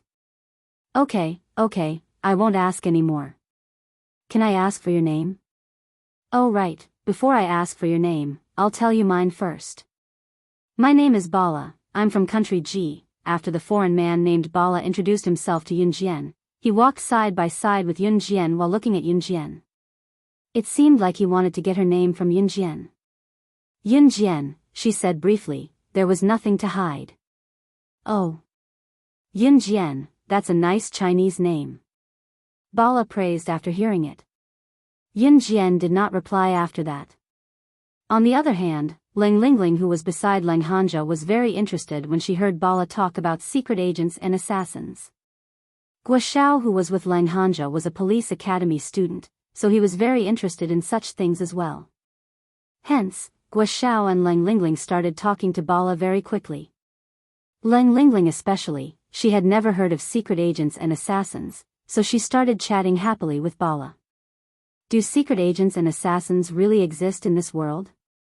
I always thought that they only existed in movies," Leng Lingling said to Bala longingly. Bala laughed heartily, and then said to Leng Lingling, "Of course it exists. And it's very likely that it's right next to you." When he said this, Bala seemed to be deep in thought. His gaze even drifted slightly. "Really?" Leng Lingling shrunk back in fear. She swallowed her saliva and asked Bala cautiously, "How did you know all this?" "I specifically looked into it," Bala said with a smile. Leng Lingling, Guo Xiao, and Bala's laughter could be heard along the way. Yun Jian and Mu Ying, who were walking at the front, remained calm and collected. Lu Yun's leg was bitten by the piranhas. At this moment, because she was anesthetized, she was supported by someone to move forward. For the time being, there was no fatal pain. At this moment, Leng Lingling, who was standing behind Yun Jian, once again asked Bala with an expectant tone, "Then who is the best secret agent or assassin in this world? Do you know?" Hearing Leng Lingling's question, Bala paused for a moment before answering Leng Lingling seriously. At the same time, his tone became solemn. "If you ask who is the best secret agent or assassin in this world, it's none other than the #1 secret agent, slaying God." Hearing the 2 words slaying God, even Leng Lingling, who had always ignored Yun Jian, could not help but become more solemn. When the people around them heard the 2 words, they paused in their steps as well. However, Bala's words were heard again. "Slaying God, the #1 secret agent on the secret agent ranking, is the best secret agent in this world. She's the only secret agent who has escaped the control of an Hun organization. At the same time, she's also the true king of completing missions with a success rate of 100%. Chapter 14:10. Leng Lingling's tone was cautious when she asked the question, as if she was afraid that she might have asked something she should not have. In Leng Lingling's opinion, Bala must be an outstanding talent to know about such a powerful character. Therefore, Leng Lingling's attitude toward Bala was filled with obvious admiration. Yes, she's definitely the most powerful character on the secret agent and assassin leaderboard. Bala nodded solemnly at Leng Lingling. Oh yeah, who's the Enhun organization that you mentioned earlier? Guo Xiao asked, catching on to a detail that Bala had mentioned earlier. Bala patiently explained to Guo Xiao as soon as Guo Xiao opened his mouth to ask. The Enhun organization is the world's top assassin organization. Its position is on par with the Kosha mercenaries. If you accidentally offend the Enhun organization or the Kosha mercenaries internationally, you'll be hunted down and killed. Even the people on the secret agent or assassin leaderboard are powerless against them. Bala was very patient when it came to secret agents and assassins. It was rare to meet someone who was interested in secret agents and assassins. Bala could not wait to tell Leng Lingling and Guo Xiao everything that she knew. Then, does that include the most powerful slaying god that you mentioned earlier? Leng Lingling's tone was filled with admiration when she mentioned slaying god. It was as if she was talking about someone whom she admired the most. Leng Lingling's tone even became cautious. Ever since Bala, Leng Lingling, and Guo Xiao mentioned slaying god, Yun Jian's ears kept ringing. Yun Jian listened but did not say a word. However, Bala continued, no. Slaying god is an exception. I think even if slaying god offended the Enhun organization, they won't be able to take her down. As for the Kosha mercenaries that I mentioned earlier, they're slaying god's own force. Leng Lingling and Guo Xiao could not help but gasp when they heard what Bala said. Toward the end, Bala lamented, I think slaying god's achievements today are all thanks to her innate talent. That's how she got to where she is now so easily. Her talent is really enviable. Bala's lament made Leng Lingling and Guo Xiao fall silent. At this moment, Yun Jian suddenly snorted coldly. She secretly laughed and said, extraordinary talent? How did he reach his current position so easily? She was only able to get to where she is today by luck. She was referring to slaying God in his past life, What do you know? You're just an ordinary military schoolgirl. Do you really think that you're slaying God, the top secret agent on the secret agent ranking? You keep talking about it. I think you're just jealous of slaying God's prowess. He's jealous. Yun Jian had just finished speaking when Leng Lingling continued. Yun Jian didn't want to pay attention to this. Yun Jian just took another step forward. At this moment, no one noticed that Bala, who was standing behind Yun Jian, had found the spot closest to Yun Jian. He suddenly clenched his fist and charged toward Yun Jian. His fist was about to land on Yun Jian. No one expected such a turn of events. While everyone was still in shock, they saw Yun Jian, who was walking in front, turn sideways reflexively. She reached out and turned her fist at lightning speed. In the next second, her fist collided with Bala's sneak attack. However, that was not the end. The moment Yun Jian's fist collided with Bala's, her hand snaked nimbly around Bala's wrist like a snake's body. In less than 3 seconds, Yun Jian had grasped Bala's weak spot. With a tug, she pinned Bala's hand down and used the force of her hand to pin Bala to the ground. This turn of events did not take more than 5 seconds. 5 seconds. Before anyone could react, Yun Jian had already subdued Bala, who had ambushed her, and ended the battle. When everyone realized what had happened, they were dumbfounded. No one expected Yun Jian to be so agile. Chapter 14:11. Bala's tone was eerie when he said that. It was completely different from how he looked at slaying God with admiration earlier. Everyone was dumbfounded by the turn of events. Especially when Bala was attacking Yun Jian at a ferocious speed but was subdued by Yun Jian, everyone was dumbfounded. Slaying God? You. The slaying god you're talking about. Is she the one you told us about earlier? Leng Lingling's eyes widened. When the incident happened, Leng Lingling's eyes were wider than anyone else's. She stared at Yun Jian and Bala blankly, asking in disbelief. Isn't she Yun Jian? How could she be? Guo Xiao asked in horror. He shook his head and stared at Bala and Yun Jian. He wanted to know the truth. Their instincts told them that the slaying god that Bala mentioned earlier really existed in this world. However, that person was Yun Jian right in front of them. This was something that no one present was willing to believe. However, even if they did not believe it, they were still dumbfounded. Yun Jian narrowed her eyes.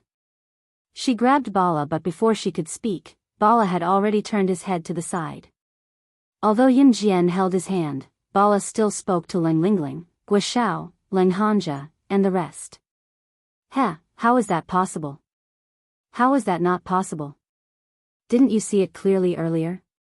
She captured me in an instant. I don't know anyone in this world who can capture me in an instant other than slaying God. Bala cackled and continued, I'm the second assassin on the assassin chart, Janice. Since I started my career, I've only met one opponent, and that person is slaying God. As he spoke, Bala stretched out his free hand and placed it on his face. He gently tore at a line along the contours of his face. Then, that familiar face was directly peeled off. Ah! Leng Lingling saw Bala tear her face off, and she took 2 steps back in fright. What Bala, who was also Janice, did not surprise her. It was obvious that Yun Jian knew that Janice had changed his appearance. She also knew that Janice's face was covered by a human skin mask.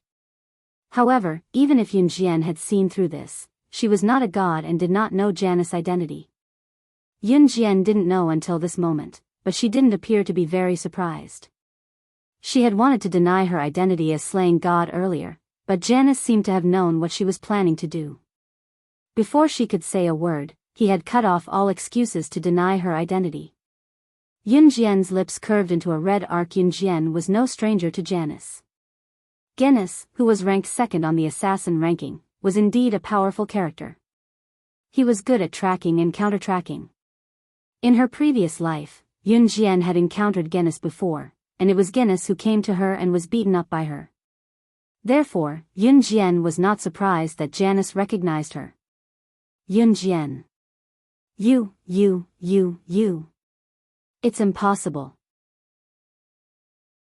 How can you be the slaying god who is ranked first on the assassin ranking? Slaying god should be a great and powerful character. How can it be you? Leng Lingling did not believe it, and she would not believe it either. The people around them looked at Yun Jian in disbelief. Everyone thought so.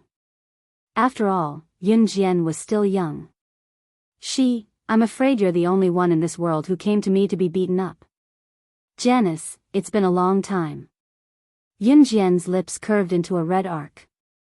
Everyone was shocked and in disbelief when she said that calmly. Especially when she said, long time no see, it could be considered as a direct admission of her identity. Leng Lingling, Guo Xiao, Leng Hanja, and the rest were dumbfounded. Was she not a student from Min City's military school?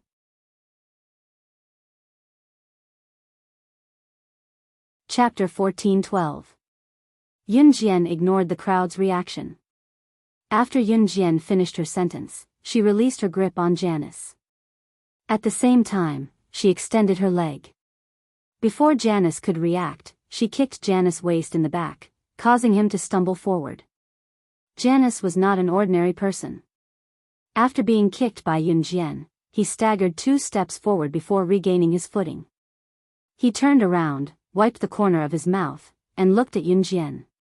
Slaying God, the number 1 on the international secret agent ranking, is among this group of useless people. I didn't expect that. Tisk. Janice stared back at Yun Jian without backing down as he spoke. Did he just call everyone present a group of useless people? The crowd had just recovered from their shock. After hearing what Janice said, they were all furious. However, no one dared to voice their anger. Janice claimed to be the number 2 assassin on the assassin ranking. An assassin. That was someone who could kill. Moreover, he was the number 2 assassin on the assassin ranking. Tell me what you want. Yun Jian stood calmly on the spot. She narrowed her eyes and looked lazy, but she was more alert than everyone present. Janice was not someone who was easy to control. He was completely different from Mad Dragon and Peter. How could the number 2 assassin on the assassin ranking be a weakling? If he was a weakling, the number 2 assassin ranking would definitely not belong to him.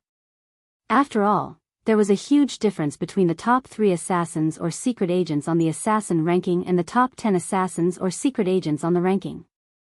In other words, anyone who could climb to the top 3 would be an all-powerful and fearsome existence in the entire world who heard of their names. I don't have any other intentions. I just want to ask you for a favor. Janice did not beat around the bush and asked Yun Jian directly in front of the stunned crowd.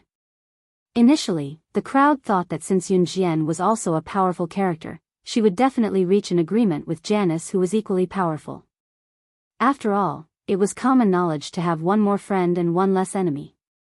Just when everyone thought that Yun Jian would gladly agree to Janice's request and even befriend him, she spoke abruptly, "You're right.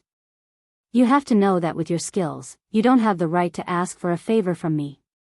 Yun Jian's words were laced with arrogance. The crowd was stunned. However, Janice continued to speak to Yun Jian, "TSK. In that case, we'll have to face each other head-on." With that, Janice reached out and took out a Browning pistol from the travel bag that he had been carrying along. Janice held the pistol in his hand and pointed the muzzle at Yun Jian. When the crowd saw the Browning pistol, they all became restless. "Gun. It's a gun." "Ah." The one who reacted the most was Lang Lingling.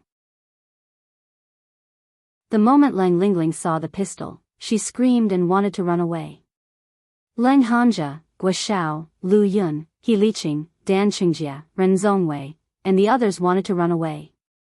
However, they heard Yun Jian's voice that was not at a disadvantage. "Do you think you can defeat me with just a gun?" Yun Jian's voice was light. However, when she spoke, everyone was shocked.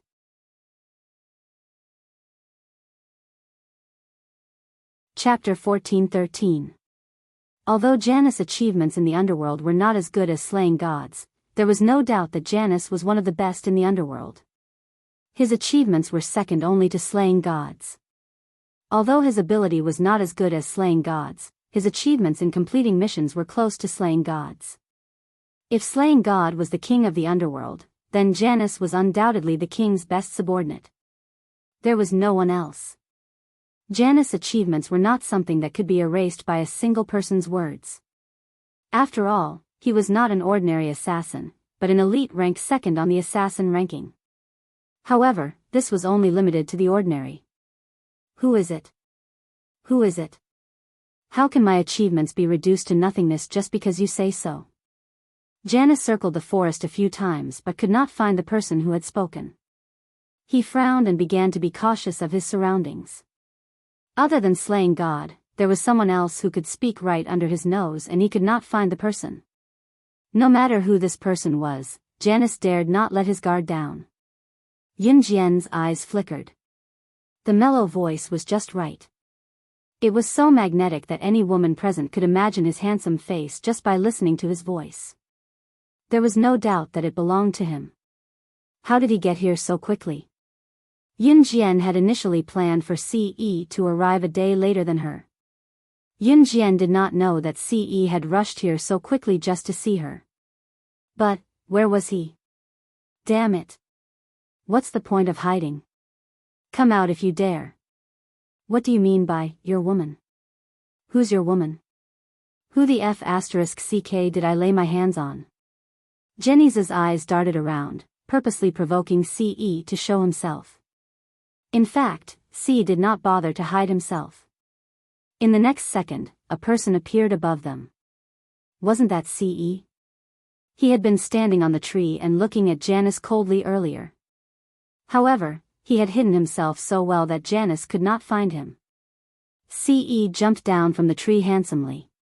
When he did so, he had a hand in his trouser pocket, his handsome face was presented to the crowd. Especially that head of short hair, it was so black that people couldn't take their eyes off it. Coupled with that handsome face that angered both men and gods, everyone present was captivated. Even Janus felt that something was wrong.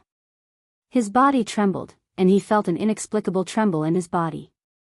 However, he was the number 2 assassin on the international assassin ranking. The kid in front of him looked to be at most 20 years old.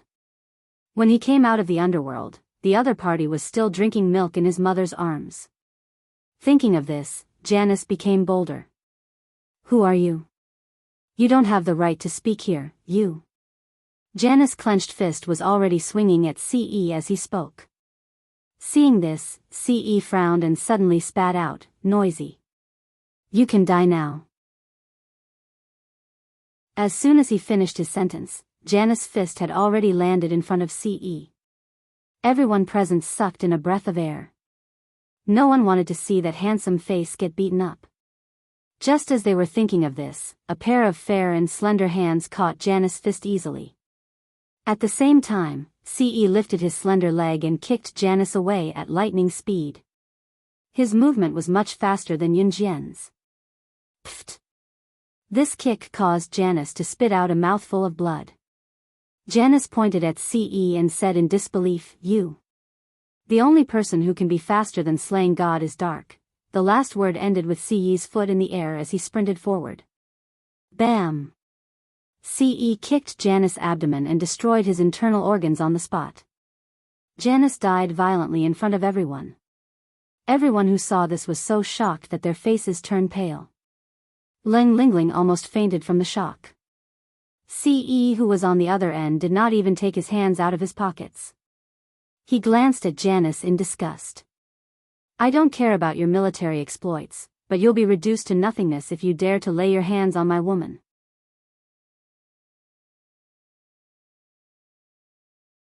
Chapter 14:14.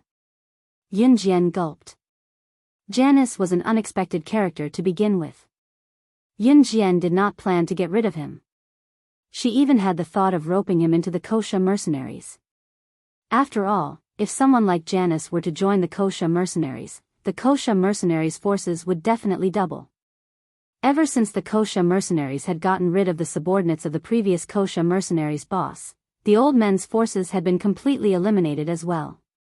Of course, the consequence of this was that the Kosha mercenaries' forces had yet to be reorganized for quite some time. Therefore, Yunjian's favorite thing to do now was to rope people into her Kosha mercenaries. However, with CE's interference, just as she thought about it, a hand appeared around her waist. CE pulled Yunjian into his arms and pressed himself against Yunjian, his deep voice coming from above. "Xiao Jian, what are you thinking about? Why did you kill him?" Yunjian asked with a frown. CE's expression darkened at the question. "Isn't it better to kill him? I wanted to invite him to join the Kosha mercenaries," Yunjian stated her intention. "Xiao Jian, as long as you serve me well, the entire Anhun group will be yours." "I'll be yours too," CE could not hold himself back and murmured softly against Yunjian's earlobe. Of course, these were all whispers between Yunjian and CE.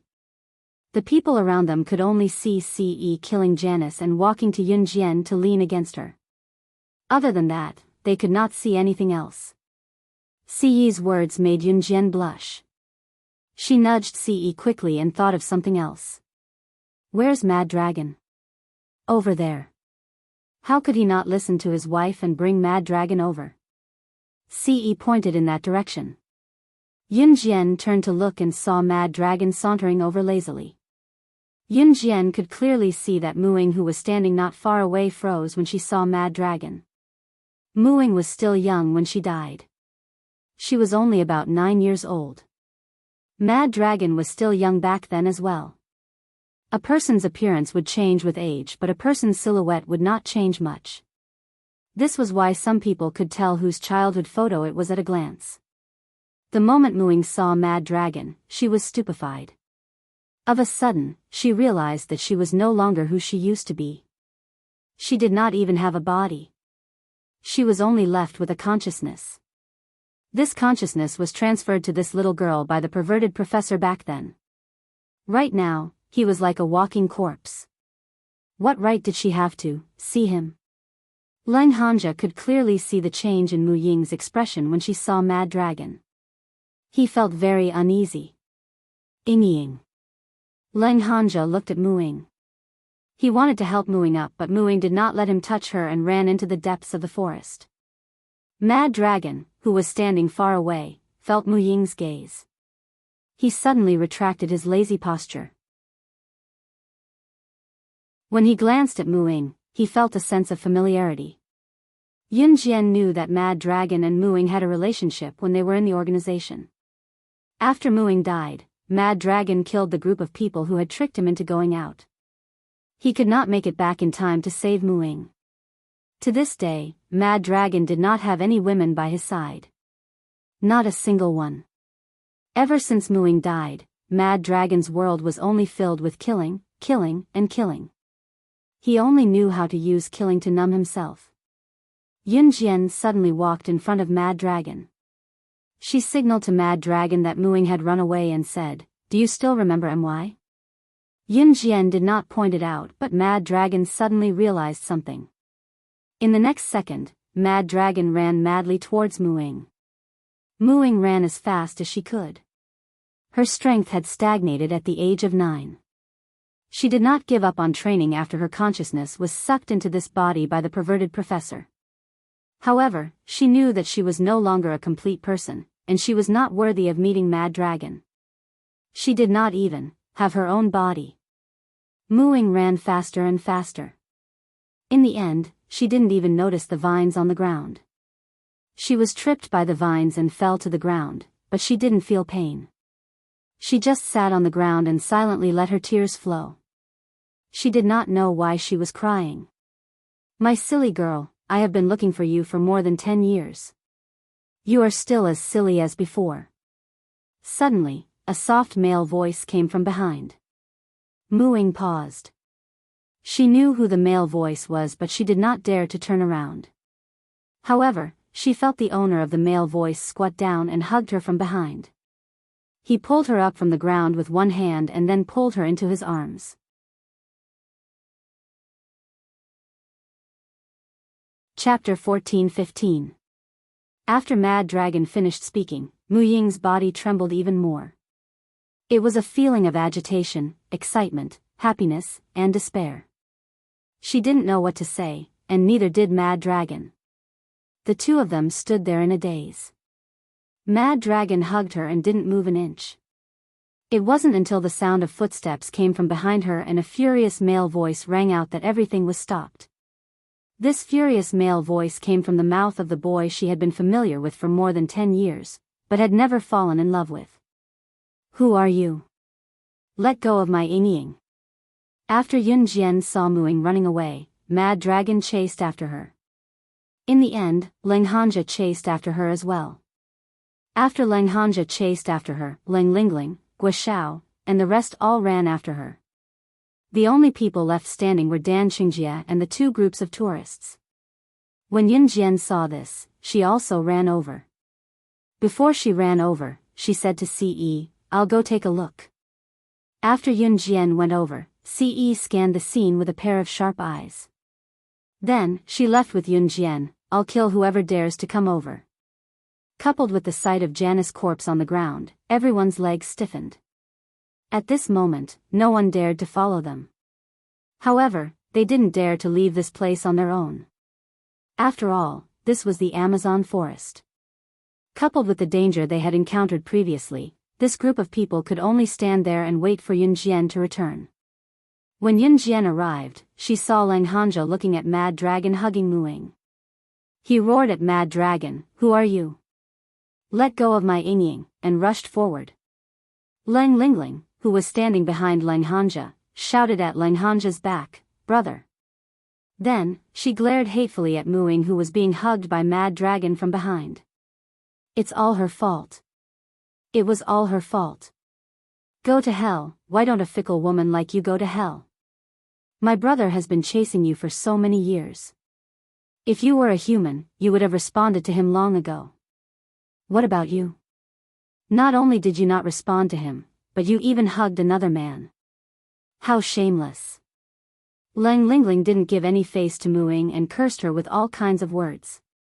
Just as Lang Hanja was about to run forward and try to pull Mad Dragon away from Mu Ying's waist, Mad Dragon suddenly reached out a hand and grabbed Lang Hanja's collar.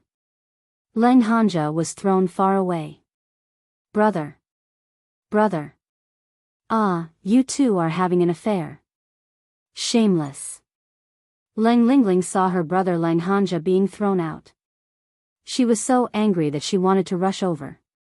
Lang Lingling wanted to rush forward, but she was caught by Yun Jian. Yun Jian grabbed Lang Lingling's collar and slapped her 3 times. Slap. Slap. Slap. The 3 slaps were exceptionally loud in the silent forest. When Lang Lingling came back to her senses, she glared at Yun Jian angrily. How dare you hit me? Why wouldn't I dare to hit you? Your brother's feelings for Mu Ying are just one-sided. Does she have to be with your brother just because he likes her? Yun Jian scoffed. No. No. Ying and I are from the same world. Since we were young, everyone around us said that we're a match made in heaven. Moreover, we're both from military families, so we're the best match. He's a despicable person. He's a despicable person.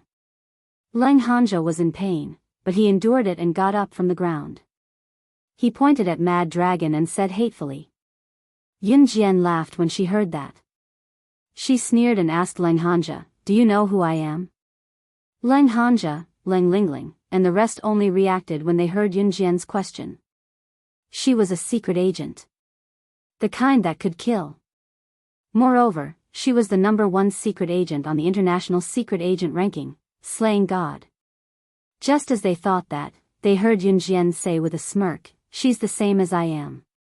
She, who once lived a life of war, will never be from the same world as you. Yun Jian's words stunned Lang Hanja and Lang Lingling. What? Mu Ying.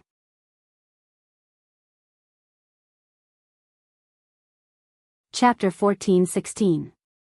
They would never be from the same world? His Mu Ying was also a secret agent? Lang Hanja was stunned. He had never thought of this possibility. Lang Hanja was already shocked when he found out that Yun Jian was the #1 secret agent on the secret agent ranking list. He never expected Yun Jian to say that he and Mu Ying would never be from the same world. Because was she the same as Yun Jian? No. That's impossible. Ying has always been by my side since I was young. She never left me. How could she be the kind of person you're talking about? I don't believe it. You're that kind of person yourself. Don't compare my Ying to you.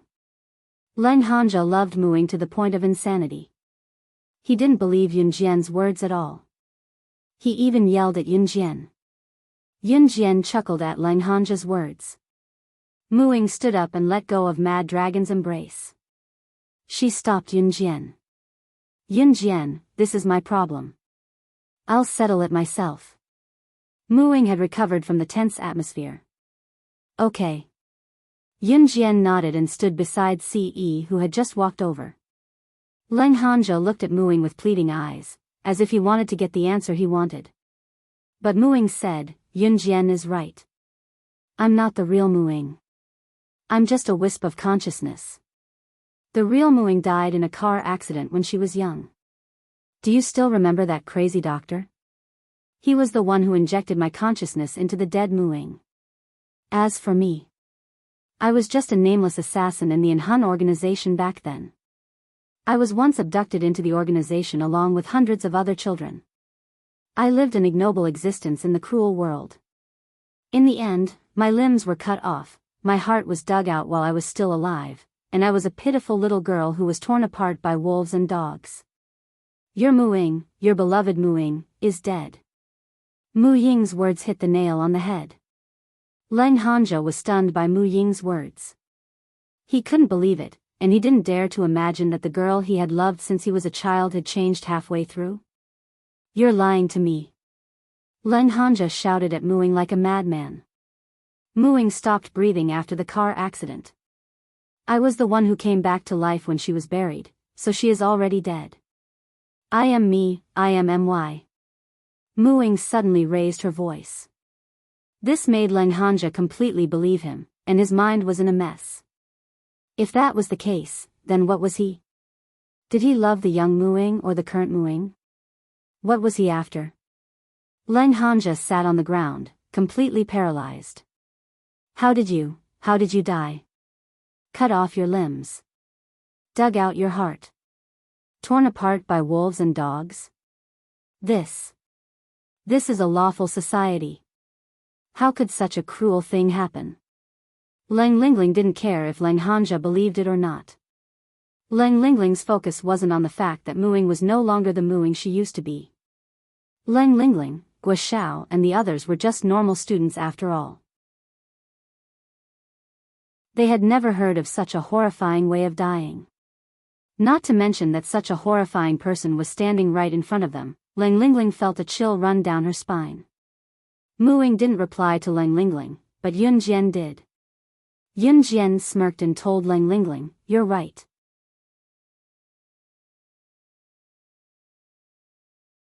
Chapter 14-17.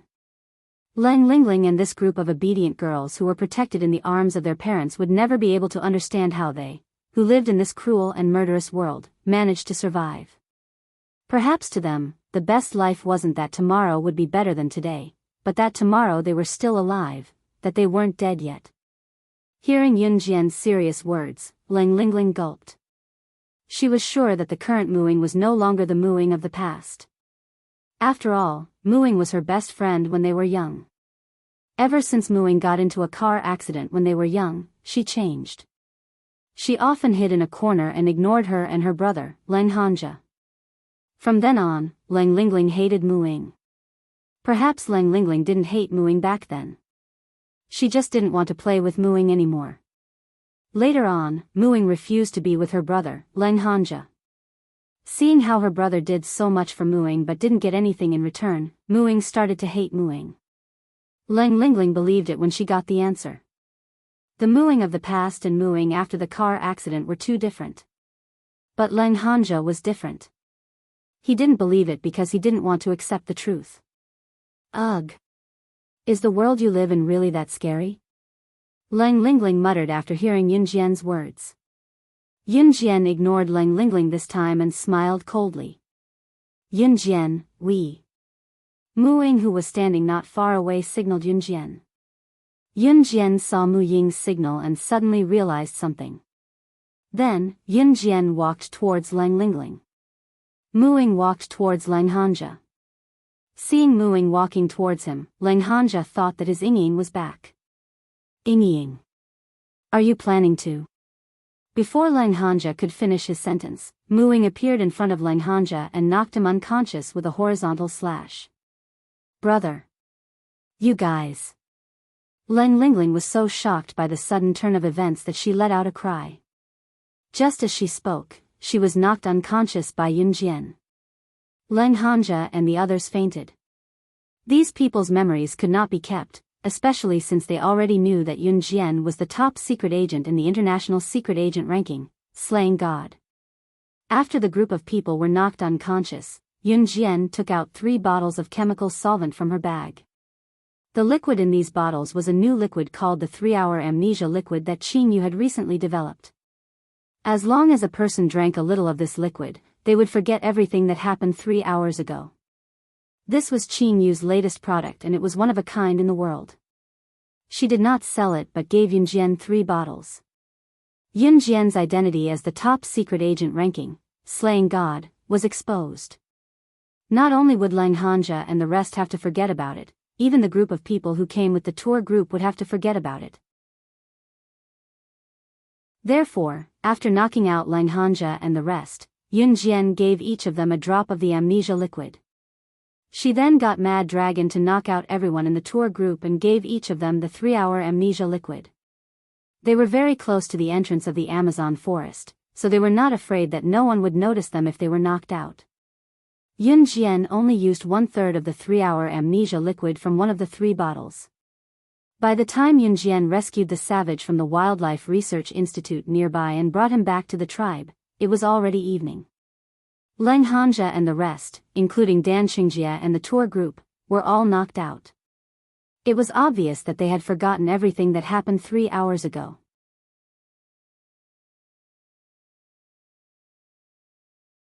Chapter 14:18. They did not find the old man who had saved Muing back then, so Yun Jian, Muing, and the others returned to Min City. Muing was saved by the old man when she entered the Amazon forest. If it were not for him, Muing would not have been able to survive 6 months in the Amazon forest with her ability back then. Yun Jian, on the other hand, had survived there for 6 months with her own ability. Compared to Yun Jian, Mu Ying's ability was indeed weaker. It was also evident that Yun Jian was one of a kind to be able to survive 6 months in the Amazon forest with her age back then. Muing was grateful to the old man for saving her life back then, but she still could not find him even after walking around the Amazon forest and nearly turning over the soil on the ground. In the end, Muing could only accept her fate and return to Min City. Muing went back to Min City while Yun Jian went back to Longmen City. Muing went to Min City with Mad Dragon as well. Although Muing felt that she was not good enough for Mad Dragon now, she could not bear to chase Mad Dragon away, so both of them went back together. Yun Jian went back to Longmen City with Ce. After staying in Longmen City for 3 to 4 days, the 7-day break after the military training was over. Yun Jian was ready to head back to Min City's military academy for class. Ce did not have time to accompany Yun Jian to class, but before Yun Jian left, he hugged Yun Jian and let Yun Jian sit on his lap affectionately for a while. "Xiao Jian, I can't get away for a while. Come to Anhun for me later." In the room, Ce hugged Yun Jian's slim waist, refusing to let her go. He let Yun Jian sit on his lap and pressed his lips to Yun Jian's ear softly. Yun Jian was numb from Ce's breath, but she dared not move. She was pinned down by Ce, so she could only curl up and take it. She dared not move because she was sitting on his lap. Yun Jian was wearing a short white skirt and a pair of panties today. Ce's pants were so thin that it was as if he was wearing nothing. She was so shy that her face turned red. "Let go of me, I have to catch the bus. I'll be late for class." Yun Jian pushed Ce as she blushed. "No." He spoke even more boldly. As he spoke, he placed his slender hand on her smooth thigh under her short skirt and gently rubbed it. "Xiao Jian, you're so beautiful." Ce almost wanted to melt into her body. "Xiao Jian, it's 6. The bus leaves at 6:30. Aren't you awake yet? You'll be late for school later." Qin Yiru's voice rang as she came up the stairs. The sudden voice made Yun Jian blush as she pushed Ce again. With this push, a certain part of her body that was only covered by a thin layer of clothing rubbed against him twice. It would have been fine if it was not rubbing, but once it did, Yun Jian could feel a certain part of Ce's body bulging. With that, Ce's breathing beside her quickened. "Let go." Yun Jian's expression could no longer be described as bashful. "Xiao Jian, why aren't you up yet? You weren't like this before. Get up now." Qin Yiru came up the stairs and was coming to the room. "Xiao Jian, move again and I'll take you," Ce suddenly whispered in Yun Jian's ear. Yun Jian's face flushed at once and she did not move anymore.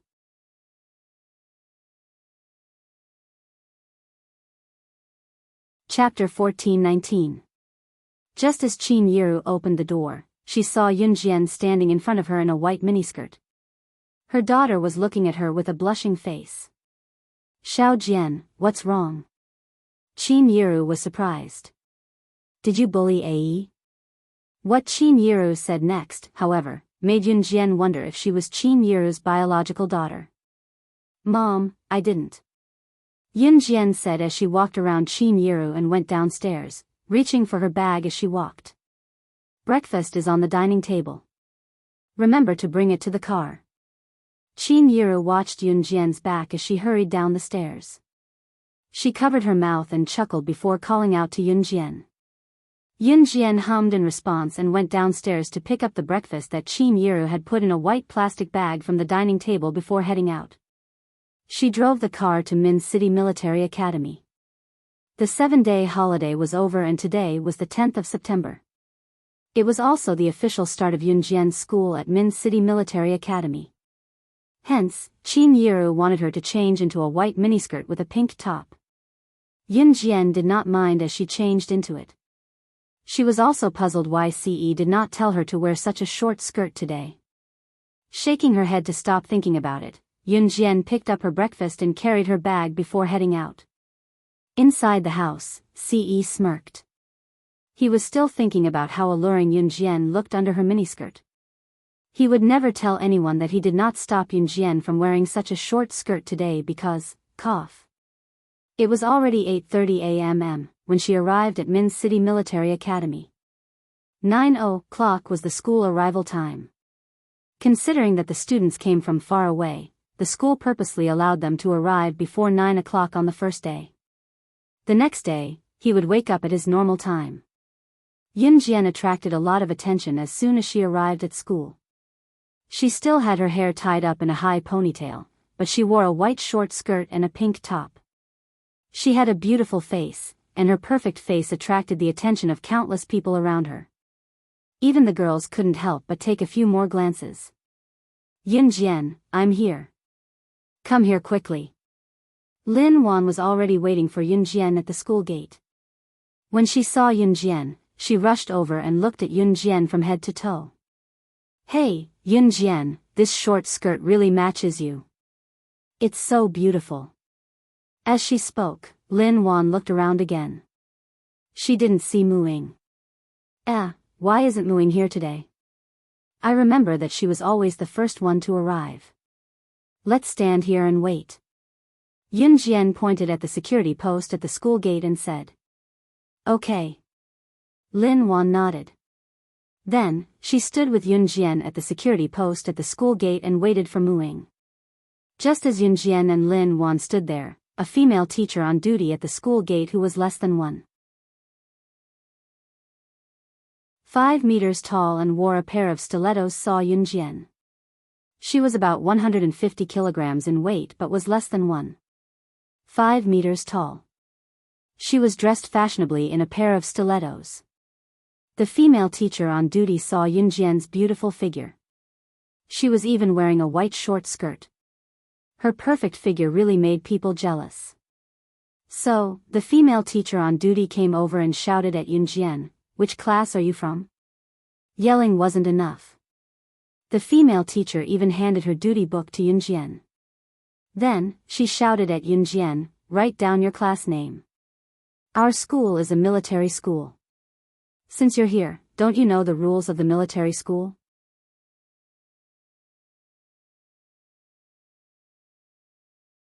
Chapter 14:20. The female teacher's voice trembled as she spoke. Her breasts were very big, and they kept trembling as she spoke.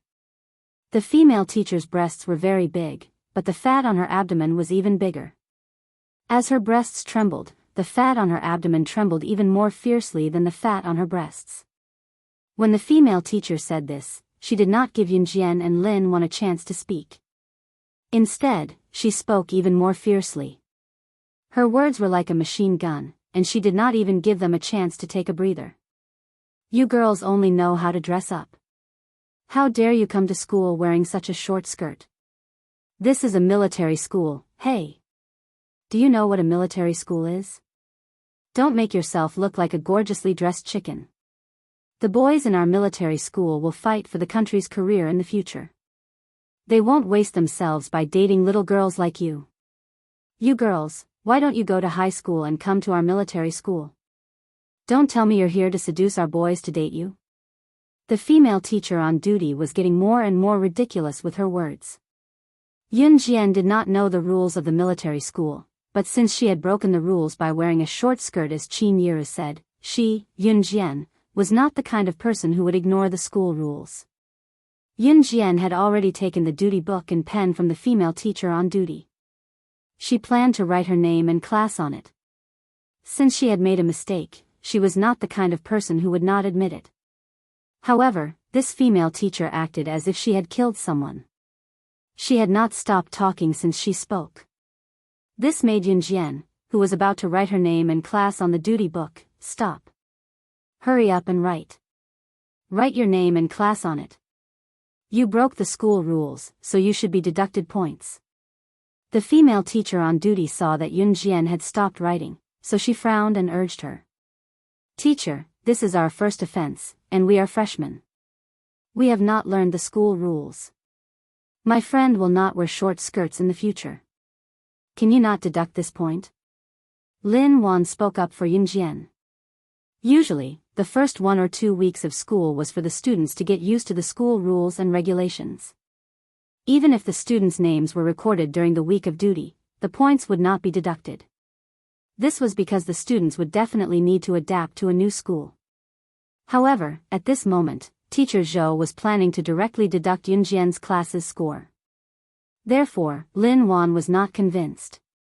As a student, how dare you talk back to your teacher? The female teacher raised her voice at Lin Wan when she heard that. The female teacher had always thought that the military academy could only be a world for men. Girls like Yunjian and Lin Wan, why did they come to the military academy to study? For a young lady to come to a military academy to study, other than wanting to fish for men, what else could she do? If they were asked to train, even the simplest thing like standing in a military posture in the morning would probably make them faint from the sun. If they trained for a long time, they would even complain that they would become tanned. They would even have to apply sunscreen before training. Wasn't this talking about these girls who came to the military academy? Why did they not attend a normal school but came to the military academy to suffer? Wasn't it just to hook up with male students? The more the female teacher thought about it, the more she felt that girls like Yunjian and Lin Wan were despicable. She was about to use an even more exaggerated tone to insult Yunjian and Lin Wan. A male voice came from the side. Yunjian? Why are you standing here? The person who spoke was Gu Yunjian's comrade, Yu Xiaoluo. Yu Xiaoluo was also an instructor at Min City's military academy. When the female teacher saw Yu Xiaoluo, she was stunned. She was about to point out Yunjian's evilness to Yu Xiaoluo. In the end, she heard Yu Xiaoluo pat Yunjian's shoulder and praise her. Yunjian, you're really something. You've won first place in the wilderness survival event. Only the 3 of you were sent straight to the elite class among the freshmen. Slashing God from Team Monarch lives up to her name indeed. You're amazing.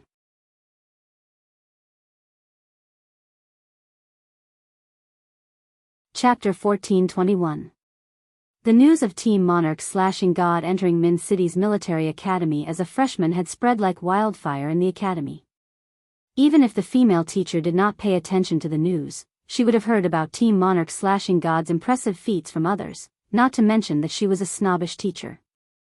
The female teacher liked to hang out with other teachers in school and gossip about the male instructors and female teachers' family matters. She would also gossip about the new talent in the school and whether the talent had a backer. When she saw Yunjian and Lin Wan earlier, the female teacher instinctively assumed that Yunjian and Lin Wan were the kind of girls who came to the military academy to seduce the boys. She assumed that they came to the military academy for that. The female teacher hated girls who had no power or influence, had a better figure than her, dressed up to the nines in the military academy, and swaggered around the boys like chicks. Moreover, the school's rules clearly stated that female students were not allowed to wear short skirts. Using that as an excuse, the female teacher caught Yunjian and planned to give Yunjian a good scolding. That was what the female teacher thought and did. She wanted to teach Lin Wan, who was beside Yunjian, a lesson as well. However, she did not expect Yu Xiaoluo, Instructor Yu, to appear here. Instructor Yu was widely recognized as a young and promising instructor in the school. He was young and a very capable instructor. The female teacher wanted to use that as an excuse to criticize Yunjian in front of Instructor Yu so that he could help her teach Yunjian a lesson. However, Yu Xiaoluo walked up to Yunjian and patted Yunjian's shoulder, saying what he said earlier. Team Monarch slashing God? Before Team Monarch/God entered Min City's military academy, she had already caused a stir among all the instructors in the school. She had even caused the instructors to fight for her to join their team. A few days ago, she even won first place in the military training's outdoor survival event and was directly admitted to the elite class with 2 other girls. It was said that on the last day of the outdoor survival event, she represented Min City's military academy and destroyed the pride of Wulin Military Academy, which had always been at odds with Min City's military academy. Now, in Min City's military academy, slashing God was the symbol of a legend. Even the instructors and teachers in the school could not help but feel respect when they heard the word.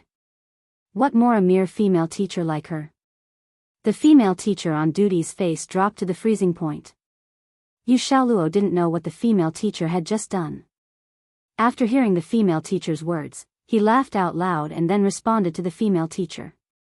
That's right, the killing god that everyone in our school is talking about is her. What do you think? Are you surprised? When I saw her this morning, I had the same reaction as you. I thought she was a weak little girl, but who would have thought? Haha. As soon as Yu Xiaoluo finished, the female teacher's face turned as red as a chili pepper. Not only did she suspect Yunjian, she even tried to make things difficult for Yunjian.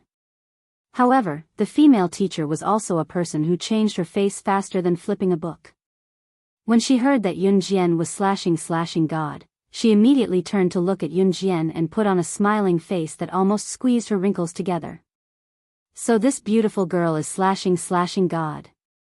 I really didn't expect that, haha. As she spoke, the teacher looked at her watch and told Yunjian with a grin, "Students, go to class. 9:00 in the morning is considered as being late. Go now. It'll be bad if your homeroom teacher catches you being late."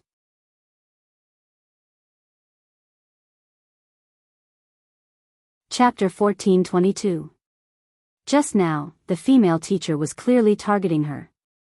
Yunjian wasn't an idiot, so she naturally saw through it. Therefore, Yunjian decided to beat her at her own game and directly retorted back. This time, the female teacher was extremely embarrassed. The female teacher regretted that she wanted to deal with Yunjian. Especially now, in front of the most handsome, most outstanding, and youngest instructor in the school, the female teacher was really a bit shy. After all, she was only 28 years old and was still unmarried. To put it bluntly, the female teacher wanted to leave a good impression in front of an outstanding man like Instructor Yu. But who would have thought that Yunjian wouldn't be like the previous students who obediently followed her words and walked through the school gate? Instead, she directly pointed out what she had just done in front of Instructor Yu. Wasn't this clearly making her lose face? The female teacher clenched her fist in her heart. But because Yunjian was a killing god, she could only force a smile that was still trembling to face Yunjian. Yo, hee hee, how could that be? Teacher was just joking with you guys. In any case, you guys are new students who just entered the school. It's normal that you don't understand the school rules. Wait until you're familiar with the school rules, then don't make such a low-level mistake again. In school, if you meet a kind teacher like me, then it's fine. If you meet a kind teacher like me, then it's fine. But if you meet a kind teacher like me, then... Haha. The female teacher didn't finish her words, but the meaning in her words was more or less incisive. Just hearing the sentence, "If you meet a kind teacher like me," Yunjian felt goosebumps all over her body. I really haven't met a teacher who would stop someone on the first day of school wearing a short skirt and insist on deducting marks. Yunjian very calmly said this embarrassing reality in front of the female teacher, without giving her any face. When these words came out, even Yu Xiaoluo felt a bit embarrassed. Ahem. That, Yunjian, I think you guys should go back to the classroom first. It's already 8:43. Aren't you guys going to be late at 9:00? Yu Xiaoluo stood up to ease the awkward atmosphere. We're waiting for a friend. Yunjian said calmly. She then turned to the female teacher and said politely, "Thank you for asking me to stay, but I'm very sorry that you didn't manage to deduct points from my class today." After that, Yunjian dragged Lin Wan to the other side to wait for Muing. Cough, cough. I'll go take a look. Yu Xiaoluo didn't like talking to this female teacher who was almost 30 years old, wore a pair of high heels, and was less than 1.55 meters tall, so he casually found an excuse. The female teacher's ugliness was only one of the reasons. What Yu Xiaoluo didn't like was the conduct of the female teacher. Hey, instructor. You. The female teacher was a little unhappy when she saw Yu Xiaoluo walk away. Thus, she shouted at Yu Xiaoluo's back, Instructor, my name is Zhang Ziao, I'm the class teacher of grade 2, 3. The female teacher who called herself Zhang Ziao had always wanted to find a male instructor from the same school as her to be her boyfriend. It would be best if they could develop a husband and wife relationship. Instructor Yu was handsome and was about the same age as her, so Zhang Ziao couldn't help but have thoughts about him. When Yin Jian, Lin Wan, and Muing went to report to the classroom, they were just a minute late. The three of them walked into grade 1, 2's back door together at the last minute. The grade 1 class officially started. Because there were only 3 people in the elite class, it was naturally impossible to set up another class so soon. In the following month, the school would select some good grade 1 students to enter the elite class together with Yun Jian and the other 2. In this month, Yun Jian and the other 2 naturally went to the class that they were assigned to previously like other students. Because today was the first day of school, there were no classes for the whole day. The class teacher assigned each student to their dormitory. Although there weren't as many girls as boys in grade 1, there were still quite a number. The dormitory was 6 people to a room. At this moment, Yun Jian was carrying her bag and heading to her own dormitory.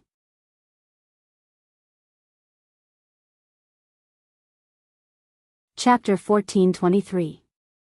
The dorms were assigned to all the girls in the first year of high school, regardless of class. 6 girls to 1 dorm. These dorms were assigned by the higher-ups of the school. The homeroom teacher, Teacher Chu, did not have the authority to do so. Due to the arrangement of the higher-ups, Yun Jian, Muing, and Lin Wan were all not in the same dorm.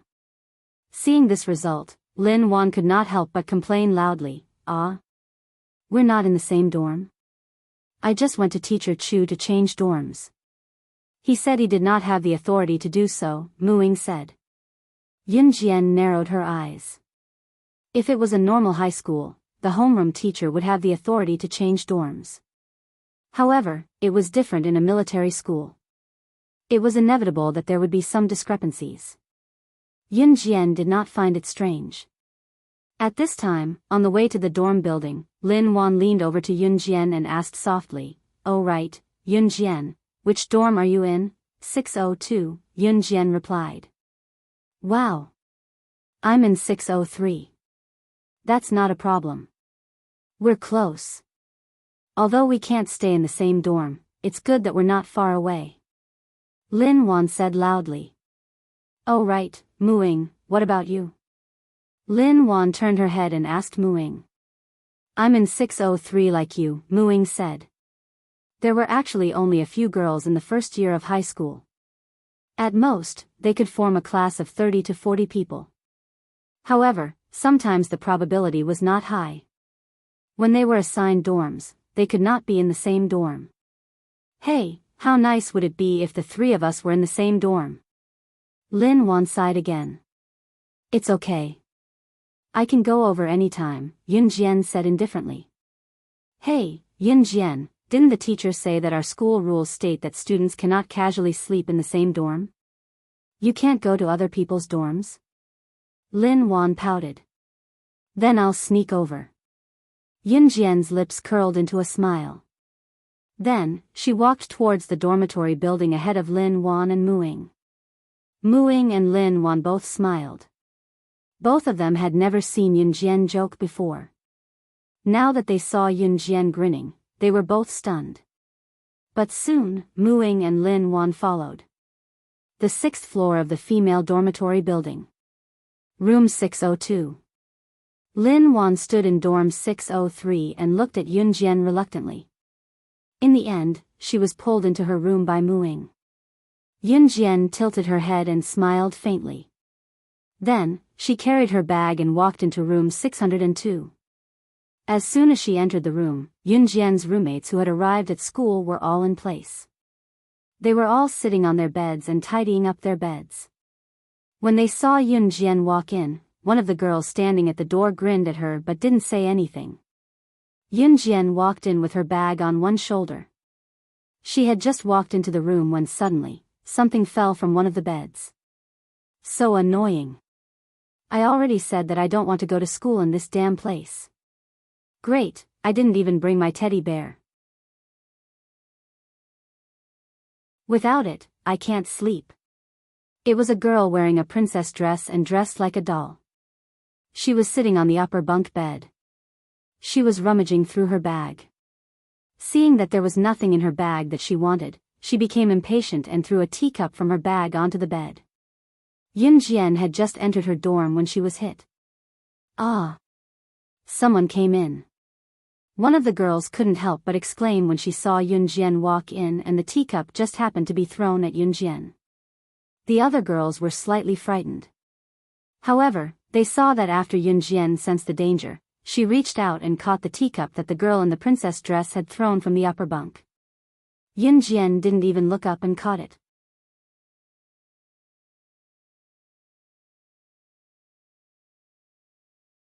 Chapter 1424. Several girls in the same dormitory thought that Yunjian would suffer. After all, the girl in the princess dress just now smashed the teacup off the bed in anger, so one could imagine how fierce that force was. Yunjian, on the other hand, had walked into the dorm without warning. That teacup was smashed so fiercely, it would be strange if this new student didn't suffer. But what the girls saw was that Yunjian stretched out her hand and caught the teacup. After reacting, the girls in the same dormitory were all surprised. One of the girls couldn't help but clap, and then gave Yunjian a thumbs up. God. Classmate, what's your name? You're so amazing. This girl's praise didn't make Yunjian complacent. On the contrary, she didn't even show the slightest bit of a proud expression. Casually throwing the teacup on the upper bunk bed of the girl in the princess dress, Yunjian turned her head and glanced at the girl who gave her a thumbs up just now and asked, "Are there any more beds?" The beds here weren't fixed. Generally, the beds were first come, first served. Whoever grabbed the lower bunk bed would get the good spot. There's still a bed in the corner, it's the upper bunk. The girl who gave Yunjian a thumbs up said, and then she continued, "Classmate, you were so amazing just now. Is it convenient for you to tell us your name?" Oh right, before asking for other people's names, you have to introduce yourself first. Hee, my name is Ning Kaidai, I'm a student of grade 1, 11, from Xia City, 16 years old this year. We have already introduced ourselves just now.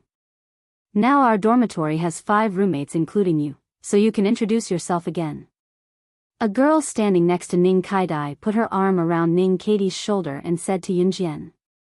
After saying that, the girl stuck her tongue out at Yunjian, and then lively introduced herself to Yunjian. My name is Meng Xiaoyan, I'm from Min City, 17 years old this year. Kaidai and I are classmates in the same class. As she spoke, Meng Xiaoyan tightened her arms around Ning Katie's shoulders. My name is Han Nina. I'm 16 years old this year. My nationality is Y country. My mother is Z country. Also, my Chinese isn't very accurate. Please take care of me. A girl who had been sitting in the corner stuck her head out and greeted Yunjian shyly. This girl had a head of naturally golden wavy hair. Her skin was fair, and her facial features were very delicate. She looked as delicate as a doll. The most eye-catching thing was that the girl who called herself Han Nina had blue eyes. Unlike modern girls who wore cosmetic contact lenses, Han Nina's eyes were sky blue. They looked very natural and beautiful. After Han Nina greeted them, Yunjian also felt the friendliness of her new roommate. She adjusted her backpack and grinned, revealing a row of neat front teeth. She smiled at the 3 girls in front of her. My name is Yunjian. Obviously, the girls in front of her didn't know about Yunjian's achievements during the military training. Yun Jian also didn't see these girls during the military training. They probably didn't participate in the military training. After all, not all students who came to the military school to become special forces or soldiers. The military school also had a major for training military doctors. Many female students still came to the military school to apply for the military doctor's position. Therefore, it wasn't strange that these female students didn't participate in the military training last time. Yun Jian, your name is really nice, Ning Kai-dai smiled at Yun Jian. You guys are so annoying. Keep talking. Can't you see that I'm so annoying? Could you please shut your mouths? I'm going to make a call. You're tuning into the Romantic Tales YouTube channel. Don't forget to subscribe and join us on this journey to catch the most captivating stories.